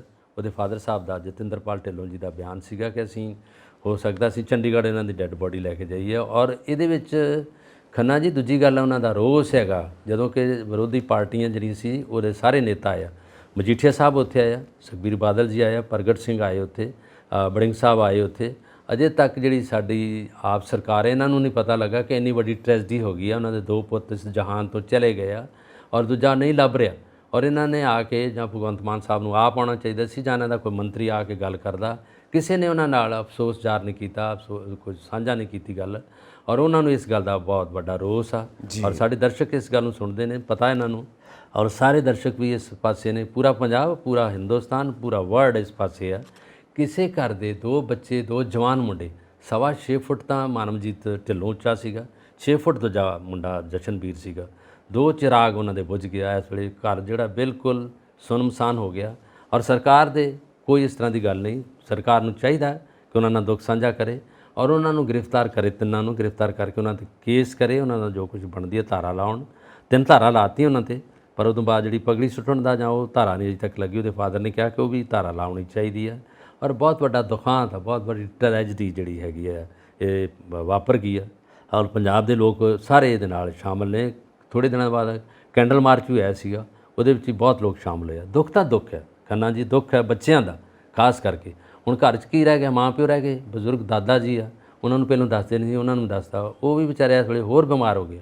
ਪਰ ਇਹ ਦੁੱਖ ਜਿਹੜਾ ਹੈ ਵੰਡਣਾ ਬੜਾ ਔਖਾ ਹੁੰਦਾ। ਪੁਲਿਸ ਦੀ ਜਿਹੜੀ ਜ਼ਿਆਦਾ ਮਾਰੋ ਮਾਰ ਆ, ਜ਼ਿਆਦਾ ਜਿਹੜਾ ਰੋਬ ਆ, ਇਹਨੇ ਉਹ ਬੱਚਿਆਂ ਦੀ ਜਾਨ ਲੈ ਲਈ। ਉਸ SHO ਦਾ ਵੀਡੀਓ ਵੀ ਜ਼ਾਹਰ ਹੋ ਰਿਹਾ, ਜਦੋਂ ਫਗਵਾੜਾ ਵਿੱਚ ਜਾ ਕੇ ਉਹਨੇ ਕਈ ਰੇੜੀਆਂ ਮੂਦੀਆਂ ਮਾਰੀਆਂ, ਲੱਤਾਂ ਮਾਰ ਕੇ, ਠੁੱਡ ਮਾਰ ਕੇ ਸੁੱਟੇ ਗਰੀਬਾਂ ਦੇ, ਜਿਸ ਕਿਸੇ ਦੀਆਂ ਉੱਤੇ ਸਬਜ਼ੀਆਂ ਮਿਰਚਾਂ ਉਹ ਸਾਰੀਆਂ ਮੂਦੀਆਂ ਕਰਤੀਆਂ। ਤੁਸੀਂ ਇੱਥੇ ਕਿਉਂ ਲਾਈਆਂ? ਪਿਆਰ ਨਾਲ ਵੀ ਕਹਿ ਸਕਦਾ ਸੀ, SHO ਆ, ਵਰਦੀ 'ਚ ਇਹ ਨਹੀਂ ਹੈਗਾ ਕਿ ਤੁਸੀਂ ਭੁੱਲ ਜਾਓ ਸਾਰਾ ਕੁਝ। ਪਰ ਆਹ ਜਿਹੜੀ ਵੱਡੀ ਟ੍ਰੈਜਡੀ ਦਿਖਾਤੀ ਉਹਨੇ, ਉਹ ਬਹੁਤ ਮਾੜੀ ਗੱਲ ਆ ਔਰ ਸਾਰਾ ਪੰਜਾਬ ਇਹਦੇ ਵਿੱਚ ਜਿਹੜਾ ਉਸ ਦੁੱਖ 'ਚ ਸਾਂਝਾ ਹੋ ਰਿਹਾ। ਤੁਸੀਂ ਬਿਲਕੁਲ ਠੀਕ ਕਹਿ ਰਹੇ ਹੋ। ਪੁਲਿਸ ਦੀ ਬਹੁਤ ਵੱਡੀ ਜ਼ਿੰਮੇਵਾਰੀ ਹੈ ਔਰ ਕਹਿੰਦੇ ਨੇ ਕਿ ਜਿੱਡੀ ਵੱਡੀ ਤੁਹਾਡੇ ਕੋਲ ਪਾਵਰ ਹੋਵੇ, ਪੋਸਟ ਹੋਵੇ, ਉੱਡੀ ਵੱਡੀ ਤੁਹਾਡੇ ਕੋਲ ਜ਼ਿੰਮੇਵਾਰੀ ਵੀ ਹੁੰਦੀ ਹੈ, ਤੁਸੀਂ ਉਸ ਨੂੰ ਨਿਭਾਓ। ਔਰ ਅਸੀਂ ਕਈ ਵਾਰ ਦੇਖਿਆ ਹੈ ਪੁਲਿਸ ਦਾ ਰਵੱਈਆ, ਖੈਰ ਕਈ ਵਾਰ ਆਪਾਂ ਡਿਸਕਸ ਕਰ ਚੁੱਕੇ ਹਾਂ ਜੀ। ਅੱਗੇ ਵਧਦੇ ਹਾਂ। ਅਧਿਆਪਕਾਂ ਤੋਂ ਕੇਵਲ ਪੜ੍ਹਾਈ ਦਾ ਕੰਮ ਲਿਆ ਜਾਵੇਗਾ, ਕਿਉਂਕਿ ਅਸੀਂ ਅਧਿਆਪਕਾਂ ਨੂੰ ਸਨਮਾਨਿਤ ਕੀਤਾ ਨਹੀਂ ਤੇ ਹਰ ਥਾਂ ਦੇ ਉੱਤੇ ਇਲੈਕਸ਼ਨਸ ਡਿਊਟੀ ਪਤਾ ਨਹੀਂ ਕਿੱਥੇ ਕਿੱਥੇ ਡਾਹ ਦਿੰਦੇ ਨੇ ਅਧਿਆਪਕਾਂ ਨੂੰ। ਚਲੋ ਇਹ ਵੱਡਾ ਫੈਸਲਾ ਹੋ ਸਕਦਾ ਹੈ ਜੇ ਇਹ ਲਾਗੂ ਹੋਵੇ ਕਿ ਅਧਿਆਪਕਾਂ ਤੋਂ ਸਿਰਫ ਅਧਿਆਪਕਾਂ ਦਾ ਕੰਮ ਲਵੋ, ਪੜ੍ਹਾਈ ਲਿਖਾਈ ਦਾ ਕੰਮ ਲਵੋ, ਬਾਕੀ ਕੰਮ ਰਹਿਣ ਦਿਓ। ਭਗਵੰਤ ਮਾਨ ਨੇ ਨਾ ਜਦੋਂ ਸੀਗਾ ਅਧਿਆਪਕ ਦਿਵਸ 5 ਤਰੀਕ ਨੂੰ, ਉਦੋਂ ਇਹਨਾਂ ਨੇ ਐਲਾਨਨਾਮਾ ਕੀਤਾ ਔਰ ਇਹਦੇ ਵਿੱਚ ਕਾਫੀ ਅਧਿਆਪਕ, 80 ਅਧਿਆਪਕ ਜਿਨ੍ਹਾਂ ਨੂੰ ਸਟੇਟ ਅਵਾਰਡ ਦਿੱਤਾ ਔਰ ਇਹਦੇ ਵਿੱਚ 3 ਅਧਿਆਪਕ ਜਿਹੜੇ ਨੇ ਪ੍ਰੈਜ਼ੀਡੈਂਟ ਅਵਾਰਡ ਵੀ ਲਿਆ, ਪੰਜਾਬ ਨੂੰ ਬਿਲੋਂਗ ਕਰਦੇ ਆ। ਔਰ ਉਹਨਾਂ ਨੇ ਕੱਲ੍ਹ ਆਪਣੇ ਜਿਹੜੇ ਸਨਮਾਨਿਤ ਹਸਤੀ ਪਾਈ ਆ ਔਰ ਇਹਦੇ ਵਿੱਚ ਚੰਗਾ ਪੜ੍ਹਾਉਣ ਦੇ ਲਈ ਔਰ ਚੰਗਾ ਸਿਲੇਬਸ ਕਵਰ ਕਰਨ ਦੇ ਲਈ ਔਰ ਬੱਚਿਆਂ ਦੇ ਚੰਗੇ ਰਿਜ਼ਲਟ ਦੇਣ ਲਈ ਜਿਹੜੇ ਅਧਿਆਪਕਾਂ ਨੇ ਕੰਮ ਕੀਤਾ। ਔਰ ਖੁਦ ਮਾਨ ਸਾਹਿਬ ਵੀ ਆਪਣੇ ਇੱਕ ਅਧਿਆਪਕ ਦੇ ਪੁੱਤਰ ਨੇ ਔਰ ਇਹਨਾਂ ਨੂੰ ਪਤਾ ਕਿ ਟੀਚਰ ਕੀ ਕੁਛ ਕਰਦਾ ਔਰ ਕੀ ਕੁਛ ਕਰ ਸਕਦਾ ਹੋਰ ਵੀ। ਬਿਲਕੁਲ। ਔਰ ਆਪਣੇ ਪੂਰੇ ਦੇਸ਼ ਦਾ ਨਿਰਮਾਤਾ ਹੁੰਦਾ ਟੀਚਰ, ਜੋ ਨਿਰਮਾਣ ਕਰੇ, ਜੋ ਕਰਨਾ ਚਾਹਵੇ ਕਰ ਸਕਦਾ। ਜੇ ਵੱਡੇ ਵੱਡੇ ਆਫੀਸਰ ਨੇ, ਜੇ ਜਨਰਲ ਨੇ, ਕਰਨਲ ਨੇ, ਬ੍ਰਿਗੇਡੀਅਰ ਨੇ, ਜਾਂ ਪ੍ਰਾਈਮ ਮਿਨਿਸਟਰ ਜਾਂ ਪ੍ਰੈਜ਼ੀਡੈਂਟ ਵੀ, ਇਹ ਵੀ ਟੀਚਰਾਂ ਦੇ ਪੜ੍ਹਾਏ ਹੋਏ ਆ, ਅਧਿਆਪਕਾਂ ਦੇ ਪੜ੍ਹਾਏ ਹੋਏ ਆ, ਜਿਹੜੇ ਜਾ ਕੇ ਦੇਸ਼ ਦੀ ਵਾਗਡੋਰ ਸੰਭਾਲਦੇ ਆ। ਉਹੀ ਸਾਰੀ ਜਗ੍ਹਾ 'ਤੇ ਜਾਂਦੇ ਆ। ਜੇ ਚੰਗੀ ਪੜ੍ਹਾਈ ਆ, ਚੰਗਾ ਰੁਤਬਾ ਵਾ, ਫਿਰ ਚੰਗੀ ਤੁਸੀਂ ਉਹਦੇ ਵਿੱਚ ਲਿਆਕਤ ਹਾਸਲ ਕਰ ਲੈਂਦੇ ਜੇ। ਕੱਲ੍ਹ ਹੀ ਇੱਕ ਪੰਜਾਬ ਦੇ ਮੁੰਡੇ ਨੇ, ਖਾਲੜੇ ਦਾ ਮੁੰਡਾ ਹੈਗਾ, ਉਹ ਜਿਹੜਾ ਇੱਕ ਪ੍ਰੋਗਰਾਮ ਆ ਰਿਹਾ ਸੋਨੀ TV 'ਤੇ, ਕੌਣ ਬਣੇਗਾ ਕਰੋੜਪਤੀ, ਅਮਿਤਾਭ ਬੱਚਨ ਜੀ ਨਾਲ ਉਹਨੇ ਸਵਾਲ ਜਵਾਬ ਕੀਤੇ ਔਰ ਉਹਦੇ ਵਿੱਚੋਂ 1 ਕਰੋੜ ਰੁਪਈਆ ਜਿੱਤਿਆ ਔਰ ਇੱਕ ਬੜਾ ਵਿਚਾਰਾ ਪਿਛੋਕੜ ਉਹਨਾਂ ਦਾ ਬਹੁਤ ਛੋਟਾ ਔਰ ਛੋਟੇ ਗਰੀਬ ਘਰ ਤੋਂ ਆ ਔਰ ਉਹਦਾ ਮਾਂ ਪਿਓ ਨਾਲ ਦਿਖਾਈ ਦੇ ਰਿਹਾ ਸੀ ਉਹਨਾਂ ਦਾ। ਐਗਜ਼ੈਕਟਲੀ। ਦੇਖੋ ਇਹ ਹੁੰਦੀ ਆ ਲਿਆਕਤ, ਇਹ ਹੁੰਦਾ ਬ੍ਰੇਨ। ਔਰ 3-4 ਸਾਲ ਤੋਂ ਉਹ ਮੁੰਡਾ ਟਰਾਈ ਕਰ ਰਿਹਾ ਸੀ ਬਿਲਕੁਲ ਬਿਲਕੁਲ ਕਿ ਮੈਂ ਇਸ ਪ੍ਰੋਗਰਾਮ ਦੇ ਵਿੱਚ ਆਵਾਂ। ਉਹ ਇੰਨਾ ਕੌਨਫੀਡੈਂਸ, ਦੇਖੋ ਰੱਬ ਨੇ ਸੁਣੀ, ਉਹ ਆਇਆ, 1 ਕਰੋੜ ਜਿੱਤਦਾ ਹੈ। ਹੁਣ ਦੇਖੋ ਅੱਗੇ ਕੀ ਬਣਦਾ। ਔਰ ਪਹਿਲਾ ਬੱਚਾ ਪੰਜਾਬ ਦਾ ਵਾ। ਪੰਜਾਬ ਚੋਂ ਬਹੁਤ ਘੱਟ ਗਏ ਆ, ਅਜੇ ਤੱਕ ਘੱਟ ਗਏ। ਜੇ ਆਏ ਤੇ ਆਪਣੇ ਬਿਹਾਰ ਤੋਂ, ਯੂਪੀ ਤੋਂ, ਕਰਨਾਟਕ, ਮਦਰਾਸ ਉੱਧਰੋਂ ਆਉਂਦੇ ਰਹੇ। ਪੰਜਾਬ ਵਾਲੇ ਜਿਹੜੇ ਇਸ ਪਾਸੇ ਘੱਟ ਜਾਂਦੇ ਰਹੇ, ਪਰ ਇਹ ਮੁੰਡੇ ਨੇ ਬੜੀ ਵੱਡਾ ਮਾਰਕਾ ਮਾਰਿਆ ਇਸ ਗੱਲ। ਬਿਲਕੁਲ ਮਾਰਕਾ ਮਾਰਿਆ ਜੀ। ਤੇ ਹੁਣ ਆਪਾਂ ਥੋੜੀ ਇਲੈਕਸ਼ਨਸ ਦੀ ਗੱਲ ਕਰ ਲਈਏ ਕਿ ਸੰਸਦੀ ਚੋਣਾਂ ਦੇ ਵਿੱਚ ਕਾਂਗਰਸ ਤੇ ਆਪ ਦੇ ਗੱਠਜੋੜ ਦਾ ਵਿਰੋਧ ਕੀਤਾ ਹੈ ਰਾਜਾ ਵੜਿੰਗ ਨੇ ਤੇ ਪ੍ਰਤਾਪ ਸਿੰਘ ਬਾਜਵਾ ਨੇ। ਇਹ ਵਿਰੋਧ ਕੀਤਾ ਕਿਉਂਕਿ ਇਹਦਾ ਹੱਥ ਸਿਆਸਤ ਤੇ ਕਿਤੇ ਵੀ ਹੱਥ ਮਿਲਾਉਂਦੇ ਹੀ ਆ। ਚਲੋ ਇਹ ਹੱਥ ਮਿਲਾਉਂਦੇ ਪਏ ਨੇ ਕਿ ਹੋ ਸਕਦਾ ਇਹਨਾਂ ਨੇ ਬੀਜੇਪੀ ਨੂੰ ਚੁਣੌਤੀ ਦੇਣੀ ਆ, ਪਰ ਵਿਰੋਧ ਵੀ ਵਿੱਚੋਂ ਹੋ ਰਿਹਾ, ਪਾਰਟੀ ਦੇ ਵਿੱਚੋਂ ਵਿਰੋਧ ਹੋ ਰਿਹਾ। ਵੈਸੇ ਜੇ ਸਿਆਸਤ ਦੀ ਗੱਲ ਕੀਤੀ ਜਾਵੇ, ਜੇ ਆਉਣ ਵਾਲੀ ਚੋਣਾਂ ਦੀ ਗੱਲ ਕੀਤੀ ਜਾਵੇ, ਤੇ ਕਾਂਗਰਸ ਦਾ ਜਿਹੜਾ ਸਭ ਤੋਂ ਵੱਡਾ ਇਸ ਵੇਲੇ ਮਨਸੂਬਾ ਜਾਂ ਮੰਨ ਲਓ ਜੋ ਉਹਨਾਂ ਦਾ ਡਿਸੀਜਨ ਆ, ਉਹ ਹੈਗਾ ਕਿ ਗੱਠਜੋੜ ਵਿੱਚ ਇਹ ਮੋਹਰੀ ਪਾਰਟੀ ਹੈ, ਸਭ ਤੋਂ ਅੱਗੇ ਆ। ਜੇ ਕਿਹਾ ਜਾਵੇ ਤੇ ਗੁਣਾ ਵੀ ਜਿਹੜਾ ਇਹਨਾਂ ਤੇ ਪੈਣਾ ਪ੍ਰਾਈਮ ਮਿਨਿਸਟਰ ਬਣਨ ਦਾ ਵੀ, ਜੇ ਰਾਹੁਲ ਗਾਂਧੀ ਤੇ ਕਾਂਗਰਸ ਦੇ ਹੀ ਆ। ਜੇ ਹਾਈ ਕਮਾਂਡ ਉਧਰ ਮਿਲ ਗਈ ਆ ਤੇ ਸਿਰਫ ਪੰਜਾਬ 'ਚ ਹੀ ਇਹ ਹਫੜਾ ਦਫੜੀ ਰਹਿੰਦੀ ਆ। ਪਹਿਲਾਂ ਤੇ ਆਪੋ ਵਿੱਚ ਡਾਂਗ ਸੋਟਾ ਕੀਤਾ ਇਹਨਾਂ ਨੇ, ਆਪੋ ਵਿੱਚ ਕਲੇਸ਼ ਕੀਤਾ, ਆਪੋ ਵਿੱਚ ਲੜੇ ਆ। ਫਿਰ ਇਹ ਉਦੋਂ ਬਾਅਦ ਖਿੰਡ ਗਏ, ਜਿਸ 'ਚ ਅਮਰਿੰਦਰ ਸਿੰਘ ਕੈਪਟਨ ਉਹ ਇਹਦੇ 'ਚੋਂ ਨਿਕਲ ਗਿਆ, ਜਾਖੜ ਸਾਹਿਬ ਵਿੱਚੋਂ ਨਿਕਲ ਗਏ, ਹੋਰ ਇਹਦੇ ਵਿੱਚ ਕਈ ਨੇਤਾ ਜਿਹੜੇ ਆ ਕਾਂਗਰਸ ਛੱਡ ਕੇ ਬਾਹਰ ਚਲੇ ਗਏ। ਪਾ ਲਾ ਕੇ ਪ੍ਰਤਾਪ ਸਿੰਘ ਬਾਜਵਾ ਪੁਰਾਣੇ ਨੇਤਾ ਨੇ ਔਰ ਵਿਰੋਧੀ ਨੇਤਾ ਨੇ ਉਸ ਵੇਲੇ, ਔਰ ਰਾਜਾ ਵੜਿੰਗ ਜੀ ਹੈ ਇਹ ਬਾਅਦ 'ਚ ਆਏ ਨੇ। ਨਵਜੋਤ ਸਿੱਧੂ ਜੀ ਅੱਜ ਕੱਲ੍ਹ ਬਹੁਤ ਘੱਟ ਬੋਲਦੇ ਆ ਕਿਉਂਕਿ ਉਹਨਾਂ ਨੂੰ ਥੋੜ੍ਹੀ ਜਿਹੀ ਘਰ ਵਿੱਚ ਵੀ ਪ੍ਰੋਬਲਮ ਰਹੀ ਹੈ। ਉਹਨਾਂ ਦੀ ਵਾਈਫ ਜਿਹੜੀ ਆ ਮਿਸਿਸ ਉਹਨਾਂ ਦਾ ਨਵਜੋਤ, ਉਹਨਾਂ ਦਾ ਨਾਮ ਹੀ ਹੈ, ਦੋਨਾਂ ਦਾ ਨਾਮ ਸੇਮ ਆ ਦੋਵਾਂ ਦਾ ਨਾਮ ਤਾਂ ਇਸੇ ਕਰਕੇ ਤਾਂ ਉਹਨਾਂ ਨੂੰ ਪ੍ਰੋਬਲਮ ਰਹੀ ਹੈ ਕੈਂਸਰ ਦੀ, ਉਸ ਕਰਕੇ ਵੀ ਆ। ਨਹੀਂ ਤਾਂ ਨਵਜੋਤ ਸਿੱਧੂ ਜੀ ਬਹੁਤ ਜ਼ਿਆਦਾ ਬੋਲਦੇ ਹੁੰਦੇ, ਬੜੀਆਂ ਗੱਲਾਂ ਕਰਦੇ ਆ। ਪਰ ਇਸ ਵੇਲੇ ਜਿਹੜੀ ਗੱਲ ਅੜ ਗਈ ਆ ਉਹ ਹੈਗੀ ਆ ਕਿ ਇਹਨਾਂ ਨੇ ਕਹਿਤਾ ਕਿ ਅਸੀਂ ਨਹੀਂ ਸ਼ਾਮਲ ਹੋਵਾਂਗੇ ਪੰਜਾਬ ਦੀ ਆਪ ਪਾਰਟੀ ਨਾਲ, ਅਸੀਂ ਇਹਨਾਂ ਨਾਲ ਕੋਈ ਨਹੀਂ ਗੱਲ ਕਰਾਂਗੇ। ਜੇ ਅਸੀਂ ਲੜਾਂਗੇ ਤੇ 13 ਸੀਟਾਂ ਤੇ ਸਾਡੇ ਪੂਰੇ ਦੇ ਪੂਰੇ ਹੋਣਗੇ, ਅਸੀਂ ਇਹਨਾਂ ਨਾਲ ਵੰਡ ਵਰਤ ਕੇ ਨਹੀਂ ਲੜਾਂਗੇ। ਔਰ ਬੀਜੇਪੀ ਜਿੱਦਾਂ ਦਾ ਲੜ ਰਹੀ ਹੈ ਸਾਰੀਆਂ ਸੀਟਾਂ ਤੇ ਇਕੱਲੇ ਆਊਗੀ, ਅਸੀਂ ਵੀ ਇਕੱਲੇ ਆਵਾਂਗੇ। ਉਹ ਤਾਂ ਵੱਖਰੀ ਪਾਰਟੀ ਐਨਡੀਏ ਦੀ ਰੀਸ ਨਹੀਂ ਇਹਨਾਂ ਨੂੰ ਕਰਨੀ ਚਾਹੀਦੀ, ਭਾਜਪਾ ਦੀ ਰੀਸ ਨਹੀਂ ਕਰਨੀ ਚਾਹੀਦੀ। ਜੇ ਯੂਨਾਈਟ ਆ ਫਿਰ ਇੰਡੀਆ ਜਿਹੜੀ ਇਹਨਾਂ ਦਾ ਅਲਾਇੰਸ ਬਣਿਆ ਉਹਦੇ ਵਿੱਚ ਕਾਹਦੇ ਲਈ ਸ਼ਾਮਲ ਹੋ ਗਿਆ। ਜੇ ਇਹਨਾਂ ਨੇ ਖੇਤਰੀ ਪਾਰਟੀਆਂ ਵੱਖਰੀਆਂ ਰੱਖਣੀਆਂ, ਜੇ ਇੱਥੋਂ ਇਹਨਾਂ ਨੇ ਵੱਖਰਾ ਕੰਮ ਕਰਨਾ ਗਾ ਤਾਂ ਫਿਰ ਇਹਨਾਂ ਦਾ ਪ੍ਰਾਈਮ ਮਿਨਿਸਟਰ ਤੇ ਸਾਰਾ ਕੁਝ ਕੀ ਬਣੂਗਾ। ਇਹਨਾਂ 'ਚ ਬਹੁਤ ਵੱਡਾ ਵਿਘਨ ਆਏਗਾ, ਬਹੁਤ ਵੱਡਾ ਪਾੜਾ ਪਏਗਾ। ਔਰ ਖੜਕੇ ਸਾਹਿਬ ਨੇ ਜਦੋਂ ਇਹ ਗੱਲ ਕਹੀ ਸੀ ਇਕੱਠੇ ਹੋਣ ਦੀ ਤਾਂ ਉਦੋਂ ਵੀ ਵਿਰੋਧ ਕੀਤਾ ਸੀ, ਰਾਜਾ ਵੜਿੰਗ ਵੱਲੋਂ ਵੀ ਵਿਰੋਧ ਹੋਇਆ ਸੀ। ਸੋ ਬਲਕਾਰ ਜੀ ਮਸਲੇ ਹੋ ਗਏ ਨੇ, ਪੂਰੇ ਹੋ ਗਏ ਜੀ। ਔਰ ਬਾਕੀ ਜੋ ਅਸੀਂ ਅੰਤ 'ਚ ਕਹਿੰਦੇ ਹੁੰਦੇ ਆ ਕਿ ਵਾਹਿਗੁਰੂ ਮਿਹਰ ਕਰੇ ਸਭ ਜਗ੍ਹਾ, ਸਾਰੇ ਸੰਸਾਰ ਸਰਬੱਤ ਦਾ ਭਲਾ ਹੋਵੇ। ਸੋ ਅਸੀਂ ਆਪਣੇ ਦਰਸ਼ਕਾਂ ਨੂੰ ਗੁਜ਼ਾਰਿਸ਼ ਕਰਾਂਗੇ ਆਪਣੇ ਵਿਚਾਰ ਸਾਨੂੰ ਇਨਬਾਕਸ ਕਰੋ, ਸਾਡਾ ਚੈਨਲ ਪੰਜਾਬ ਮੇਲ USA TV ਸਬਸਕ੍ਰਾਈਬ ਕਰੋ। ਬਲਕਾਰ ਜੀ ਚਲਿਏ ਜੀ ਜ਼ਰੂਰ ਜੀ, ਸਤਿ ਸ੍ਰੀ ਅਕਾਲ।